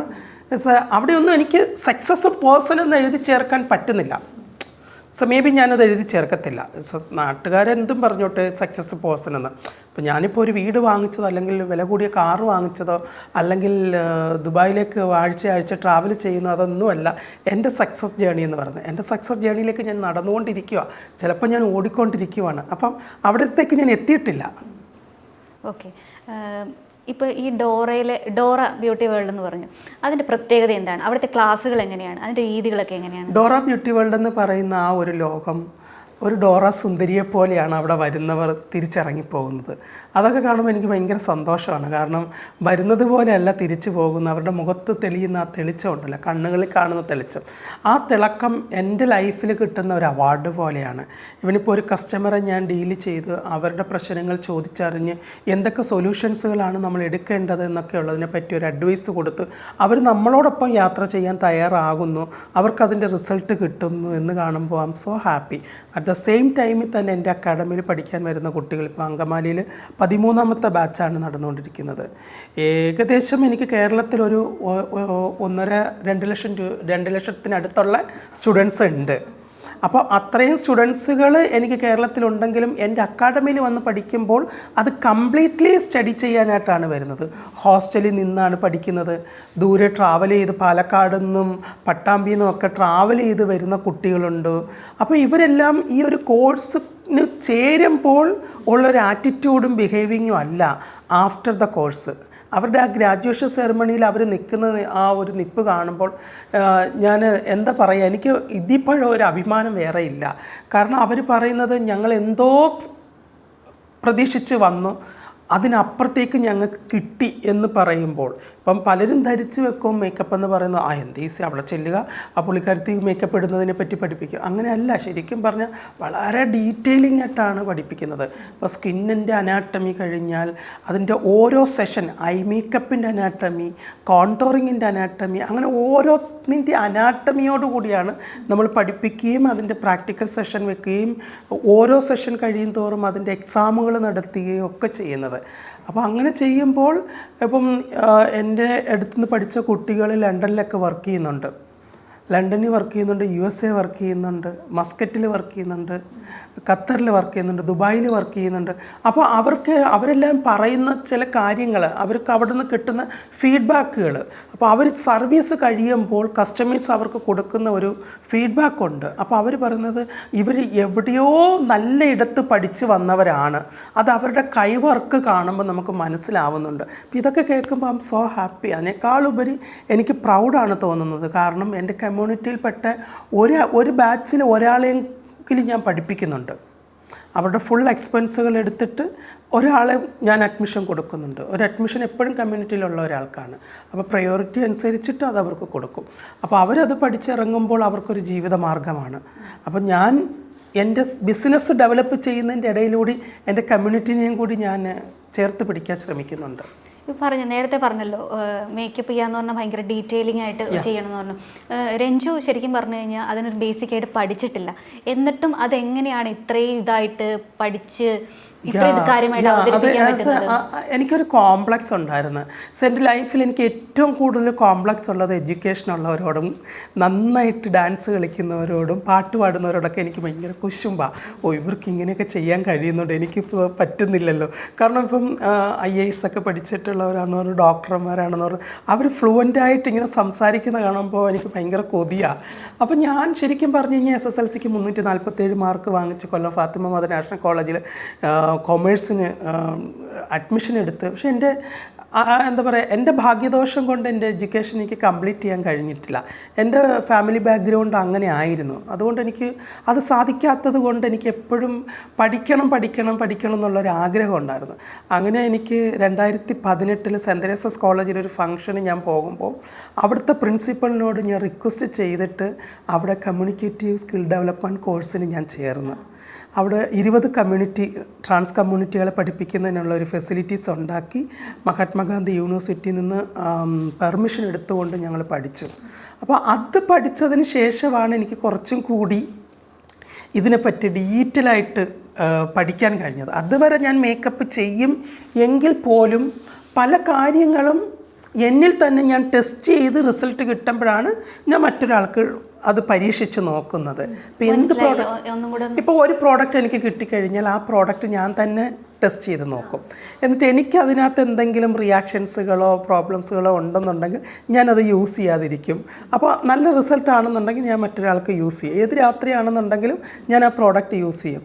പക്ഷേ എന്നെ സംബന്ധിച്ച് ഇതിനെ അടിസ്ഥാനപരമായിട്ട് പഠിക്കാനുള്ള ഒരു ചാൻസ് കിട്ടുന്നില്ല. അപ്പം ഞാൻ തന്നെ ഓരോ കാര്യങ്ങളെപ്പറ്റി ഡീറ്റെയിലായിട്ട് ഞാൻ തന്നെ പഠിക്കാൻ തുടങ്ങി. അതെനിക്ക് സെൻറ്റ് തെരേസസ് കോളേജിൽ നിന്ന് ഇപ്പോൾ കിട്ടിയ ആ പാഠങ്ങൾ ഒരുപാട് ഉപകരിച്ച്. അപ്പോൾ പണ്ട് SSLCക്ക് 347 മാർക്കെന്ന് വാങ്ങിക്കുന്ന വലിയ കാര്യമൊന്നുമല്ല. ഞാനൊരു മലയാളം സ്കൂളിൽ പഠിച്ചത്, ഗവൺമെൻറ് സ്കൂളിലാണ് പഠിച്ചത്. അപ്പോൾ ഇംഗ്ലീഷ് കൂട്ടി വായിച്ചാൽ പോലും അതിൻ്റെ മീനിങ് അറിയണമല്ലോ. അപ്പോൾ ആ മീനിങ് അറിയാനായിട്ടുള്ള ഒരു വിഷമം എനിക്കുണ്ടായിരുന്നു. എനിക്ക് പഠിക്കാൻ കഴിയാത്തത് കൊണ്ടാണല്ലോ. പക്ഷേ എനിക്ക് ആ കോഴ്സ് കഴിഞ്ഞതിന് ശേഷം എനിക്ക് കുറച്ചും കൂടി എനിക്കും കൂടി ഒരു കോൺഫിഡൻസ് വന്നു. അപ്പോൾ അങ്ങനെയാണ് ഞാൻ പോളണ്ടിലുള്ള ഒരു യൂണിവേഴ്സിറ്റി, അത് യൂണിവേഴ്സിറ്റി അല്ല, അതൊരു വലിയൊരു സ്കിൻ കെയർ ക്ലിനിക്കാണ്. അപ്പോൾ അവിടെ എൻ്റെ ഒരു ഫ്രണ്ട് വഴി ഞാൻ അവിടെ അവരുമായിട്ട് ഓൺലൈനിൽ കമ്മ്യൂണിക്കേറ്റ് ചെയ്ത് സ്കിൻ അനാട്ടമി പഠിച്ചു. അങ്ങനെ ഓരോന്നും ഞാൻ പഠിച്ച് വന്നിട്ട് ഞാൻ അവിടെ പഠിപ്പിക്കുന്ന കാര്യങ്ങൾ എൻ്റെ സ്റ്റുഡൻസിലേക്കും പഠിപ്പിച്ചു കൊടുത്തു. അങ്ങനെ പഠിപ്പിച്ചു കൊടുക്കുമ്പോൾ ചിലപ്പോൾ ഗ്രാമർ മിസ്റ്റേക്ക് ഒക്കെ ഉണ്ടാവും. അപ്പം നല്ല എഡ്യൂക്കേറ്റഡ് ആയിട്ടുള്ള കുട്ടികളാണ് അക്കാഡമിയിൽ വരുന്നത്. അപ്പോൾ അവർ തന്നെ എന്നോട് പറഞ്ഞു തരും, മിസ്സേ അതിൻ്റെ ഇതിങ്ങനെയാണ്. അങ്ങനെ അവരും കൂടി എന്നെ പഠിപ്പിക്കാൻ തുടങ്ങിയതിന് ശേഷം ഇപ്പോൾ കംപ്ലീറ്റ്ലി എൻ്റെ ഒരു മേക്കപ്പ് ബുക്ക് ഇറങ്ങാൻ പോവുകയാണ്. അപ്പോൾ അതിന് ഞാൻ താങ്ക്സ് പറയേണ്ടത് എൻ്റെ സ്റ്റുഡൻസിനോടാണ്. കാരണം ഇംഗ്ലീഷ് മാത്രം അറിയാവുന്ന കുറേ സ്റ്റുഡൻസ് വരും, അവർക്ക് മലയാളം നോട്ട് എഴുതാൻ പറ്റത്തില്ല. അപ്പോൾ അവർ വഴി എനിക്ക് ഇംഗ്ലീഷ് പഠിക്കാൻ പറ്റി, ഇംഗ്ലീഷ് നോട്ട് പ്രിപ്പയർ ചെയ്യാൻ പറ്റി. അപ്പോൾ അതിനൊക്കെ ഒരുപാട് സാധ്യതകൾ വന്നു എന്നുള്ളതാണ്. ഇപ്പം എന്നിട്ട് ഞാൻ ദുബായിൽ ലണ്ടൻ യൂണിവേഴ്സിറ്റിയിൽ മേക്കപ്പിൻ്റെ ഒരു അഡ്വാൻസ് കോഴ്സും കൂടി ഞാനിപ്പോൾ ചെയ്യുന്നുണ്ട്. ഓക്കെ, ഈ ഒരു അധ്യാപിക എന്ന നിലയിൽ നോക്കുമ്പോൾ ചെറുപ്പത്തിൽ കുട്ടികളെ പഠിപ്പിച്ചിട്ടുണ്ടെന്ന് പറഞ്ഞിട്ടുണ്ട്. ആ ഒരു കാലം എന്തെങ്കിലും ആലോചിച്ചിട്ടുണ്ടോ? ഞാൻ ഒരു അധ്യാപികയാകും. എനിക്ക് ഭയങ്കര ഇഷ്ടമായിരുന്നു. എനിക്ക് കുഞ്ഞുനാളിലെ സാരിയൊക്കെ കൊടുത്ത് ടീച്ചർ, എൻ്റെ സ്പെഷ്യലി എനിക്ക് എപ്പോഴും എൻ്റെ മനസ്സിനകത്തൊരു ടീച്ചർ എന്ന് പറയുമ്പം ഞങ്ങൾക്ക് കെമിസ്ട്രി പഠിപ്പിച്ചിരുന്ന ലൈല ടീച്ചറാണ്. ടീച്ചർ നല്ല സ്റ്റൈലായിട്ട് സാരിയൊക്കെ കൊടുത്താണ് വരുന്നത്. അപ്പോൾ എൻ്റെ കുഞ്ഞുനാളിലെന്ന് പറഞ്ഞു ഞാൻ 10ാം ക്ലാസ് കഴിഞ്ഞപ്പോൾ തന്നെ ഞാൻ എൻ്റെ വീടിനടുത്തുള്ള കുട്ടികൾക്കൊക്കെ ട്യൂഷൻ എടുക്കുമായിരുന്നു. ചെറിയ കുട്ടികൾക്ക് ട്യൂഷൻ എടുത്തു കൊടുക്കുമായിരുന്നു. അപ്പോൾ അതാണ് എൻ്റെ അധ്യാപക ജീവിതത്തിലുള്ള ഒരു കാര്യം. പിന്നെ ഈ വർക്ക്ഷോപ്പുകളും സെമിനാറുകളും കേരളത്തിൽ അങ്ങോളം ഇങ്ങോളം ട്രാവൽ ചെയ്ത് ഞാൻ ചെയ്തിട്ടുണ്ട്. അതിനപ്പുറത്തേക്കൊരു അധ്യാപിക എന്ന് പറയുന്നതിനേക്കാൾ ഉപരി ഞാൻ നല്ലൊരു ഫ്രണ്ടാണ്. എൻ്റെ സ്റ്റുഡൻസിന് ഞാൻ നല്ലൊരു ഫ്രണ്ടാണ്. അറ്റ് ദ സെയിം ടൈമിൽ ഭയങ്കര സ്ട്രോങ് ആയിട്ട് കണ്ണിങ് ആയിട്ട് അടിപ്പിച്ച് കരയിപ്പിക്കുന്ന ഒരു ടീച്ചറും കൂടിയാണ് ഞാൻ. പല കുട്ടികളും എൻ്റെ ക്ലാസ്സിലിരുന്ന് കരഞ്ഞിട്ടുണ്ട്. പക്ഷേ ആ കരയുന്നതിൻ്റെ ഒരു റിസൾട്ട് അവസാന ദിവസം അവർ ഷെയർ ചെയ്യുമ്പോൾ അതിൽ നിന്ന് കിട്ടുന്ന ഒരു സന്തോഷമുണ്ടല്ലോ, ഭയങ്കരമായിട്ട്. മിസ് എന്നെ അന്ന് അടിച്ചത് കൊണ്ട് എനിക്ക് ആ ഒരു പോർഷൻ അത്രയും എനിക്ക് ഡെവലപ്പ് ചെയ്യാൻ പറ്റി. അതിപ്പോൾ ഏത് രാത്രിയിൽ എന്നോട് ചോദിച്ചാലും എനിക്ക് പറയാൻ പറ്റുന്നുണ്ട് എന്ന് കേൾക്കുമ്പോൾ ഉള്ളത് ഞാൻ എന്താ പറയുക, സ്നേഹത്തോടെ ലാളിച്ച് പഠിപ്പിക്കേണ്ട ഏരിയാസുകളുണ്ട്, കർശനമായിട്ട് തല്ലി പഠിപ്പിക്കേണ്ട ഏരിയാസുകളുണ്ട് മേക്കപ്പിൽ. അപ്പോൾ ഇതെല്ലാം ഞാൻ കമ്പൈൻ ചെയ്തിട്ടാണ് പോകുന്നത്. ഇപ്പോൾ ദുബായിൽ ബിസിനസ് ഉണ്ടെന്ന് പറഞ്ഞു. ദുബായിലും ഒരു സലൂണുണ്ട്, അതുപോലെ അവിടെ പഠിക്കുന്നുണ്ട്. എങ്ങനെയാണ് ദുബായിലെ ബിസിനസ്സും കാര്യങ്ങളും ഒക്കെ?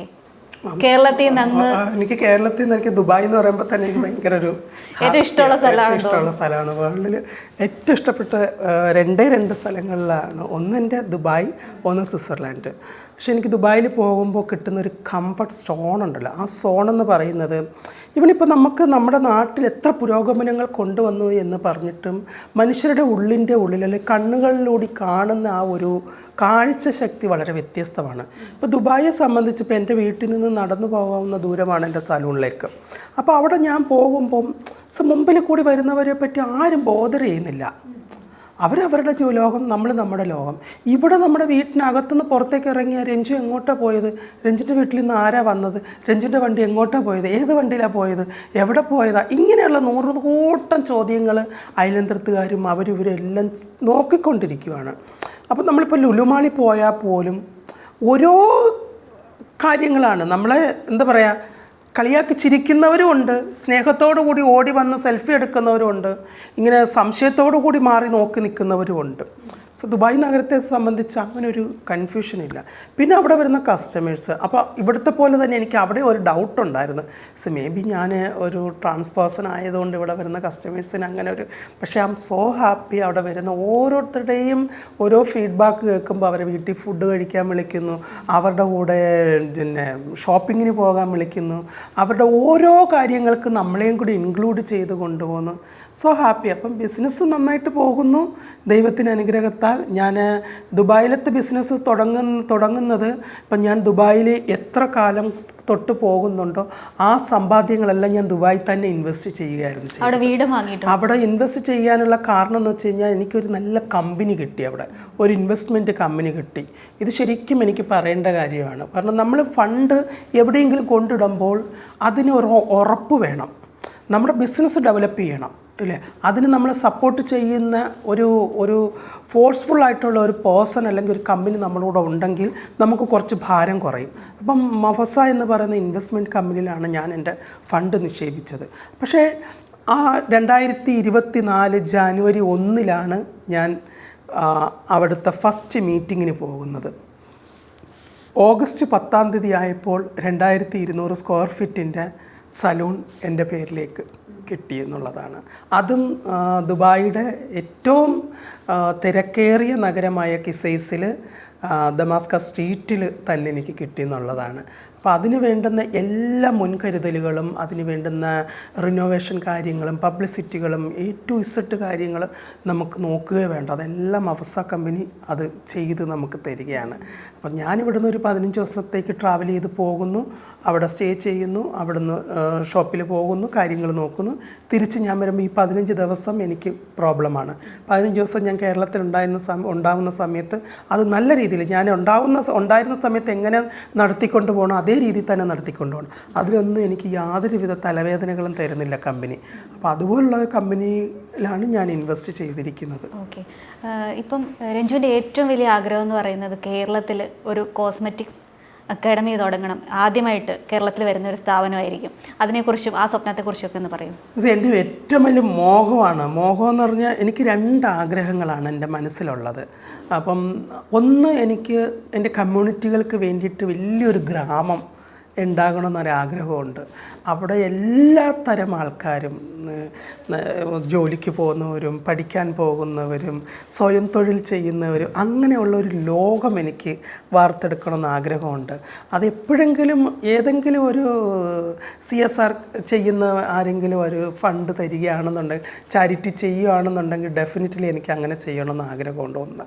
രണ്ടാമത്തെ ആഗ്രഹം ഒരു കോസ്മെറ്റോളജി കോളേജ് തുടങ്ങണം, ക്യാമ്പസൊക്കെ ഉള്ളൊരു കോളേജ് തുടങ്ങണമെന്നാണ്.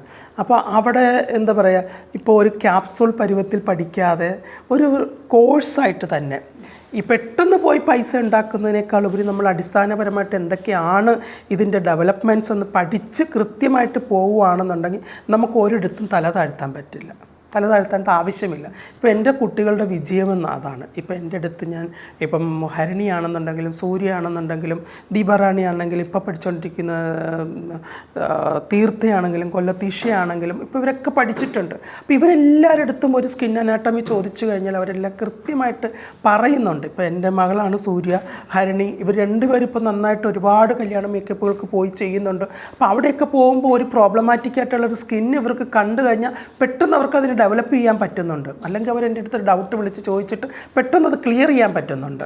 അപ്പോൾ അങ്ങനെ ഒരു കോഴ്സ് തുടങ്ങുക എന്നുള്ളത് എൻ്റെ ഏറ്റവും വലിയൊരു മോഹമാണ്. 2025 അതിന് ഇടണം എന്നാണ് എൻ്റെ ആഗ്രഹം. പക്ഷേ എനിക്കിപ്പോൾ ഒരു ഓഫർ വന്നിരിക്കുന്നത് കോയമ്പത്തൂർ തുടങ്ങാനാണ്.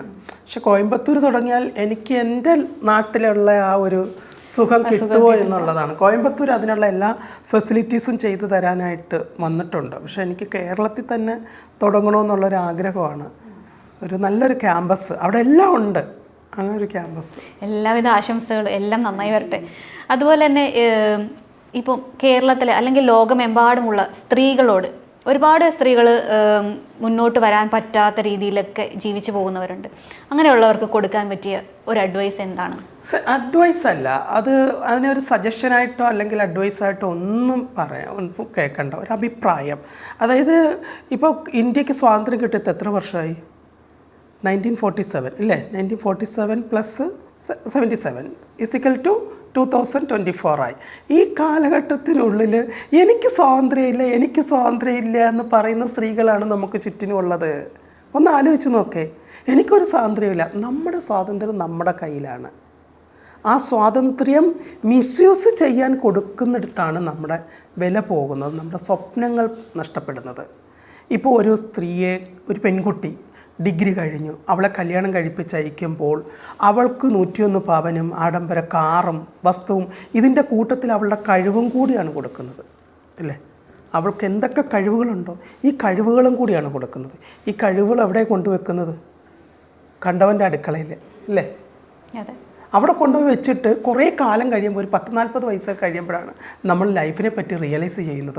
ഒരു TV-യിൽ ഒരു പരിപാടി കാണുമ്പോൾ ഞാനും ഇതുപോലെ പാടുമായിരുന്നു, ഞാനും ഇതുപോലെ ഡാൻസ് കളിക്കുക, ഞാൻ ഇതുപോലെ മേക്കപ്പ് ചെയ്യുമായിരുന്നു, ഞാൻ അങ്ങനെ ചെയ്യും ഇങ്ങനെ ചെയ്യുമെന്ന് പറഞ്ഞിട്ട് സ്വയം ഇരുന്ന് വീർപ്പുമുട്ടലോടുകൂടി ദീർഘനിശ്വാസത്തോടുകൂടി പറയാനേ പറ്റുള്ളൂ.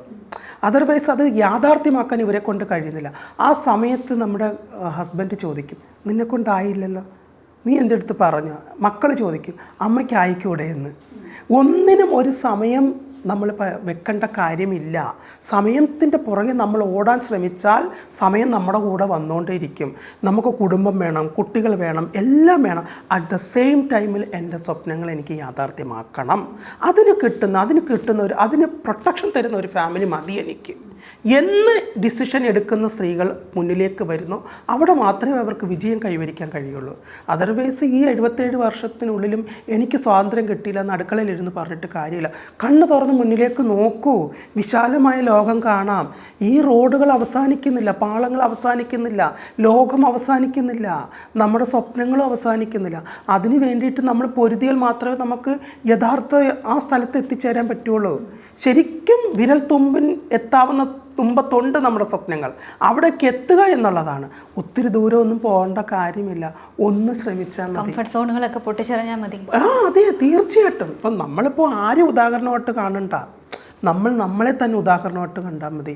നമ്മൾ ആർക്ക് വേണ്ടിയിട്ട് എന്തിനു വേണ്ടിയിട്ട് ത്യജിക്കണം? നമ്മൾ വിചാരിക്കും ഇതൊരു ശരിക്കും പറഞ്ഞാൽ യാഥാർത്ഥ്യമായിട്ടുള്ളൊരു കാര്യമാണ്.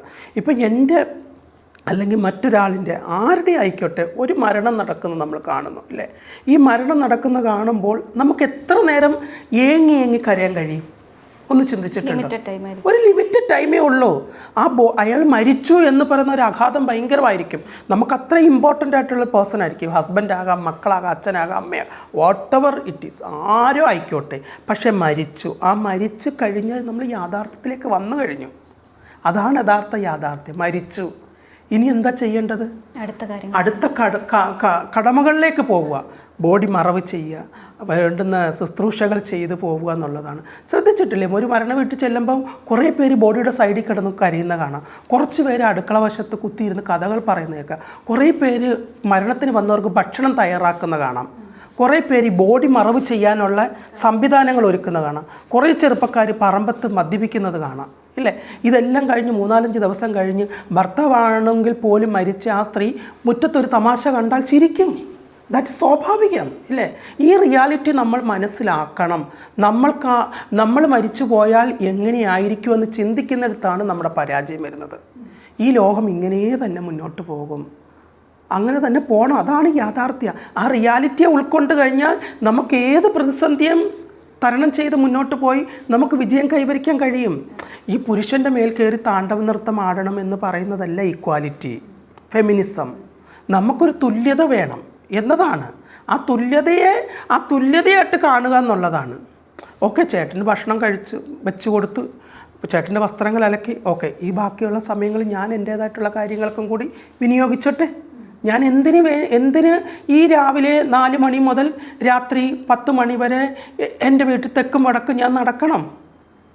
അപ്പോൾ ആ സമയത്ത് നമ്മൾക്ക് കണ്ടെത്താൻ കഴിയുന്ന ചെറിയ ചെറിയ കൈത്തൊഴിലുകൾ കണ്ടെത്തുക, അതിൽ നമ്മൾ പരിശീലനം നേടി മുന്നോട്ട് പോവുക. ഇപ്പോൾ മേക്കപ്പിൻ്റെ കോഴ്സിലേക്ക് വരികയാണെങ്കിൽ പോലും ഇതിനൊരു എക്സ്പയറി ഡേറ്റ് ഇല്ല, റിട്ടയർമെൻ്റ് ഇല്ല.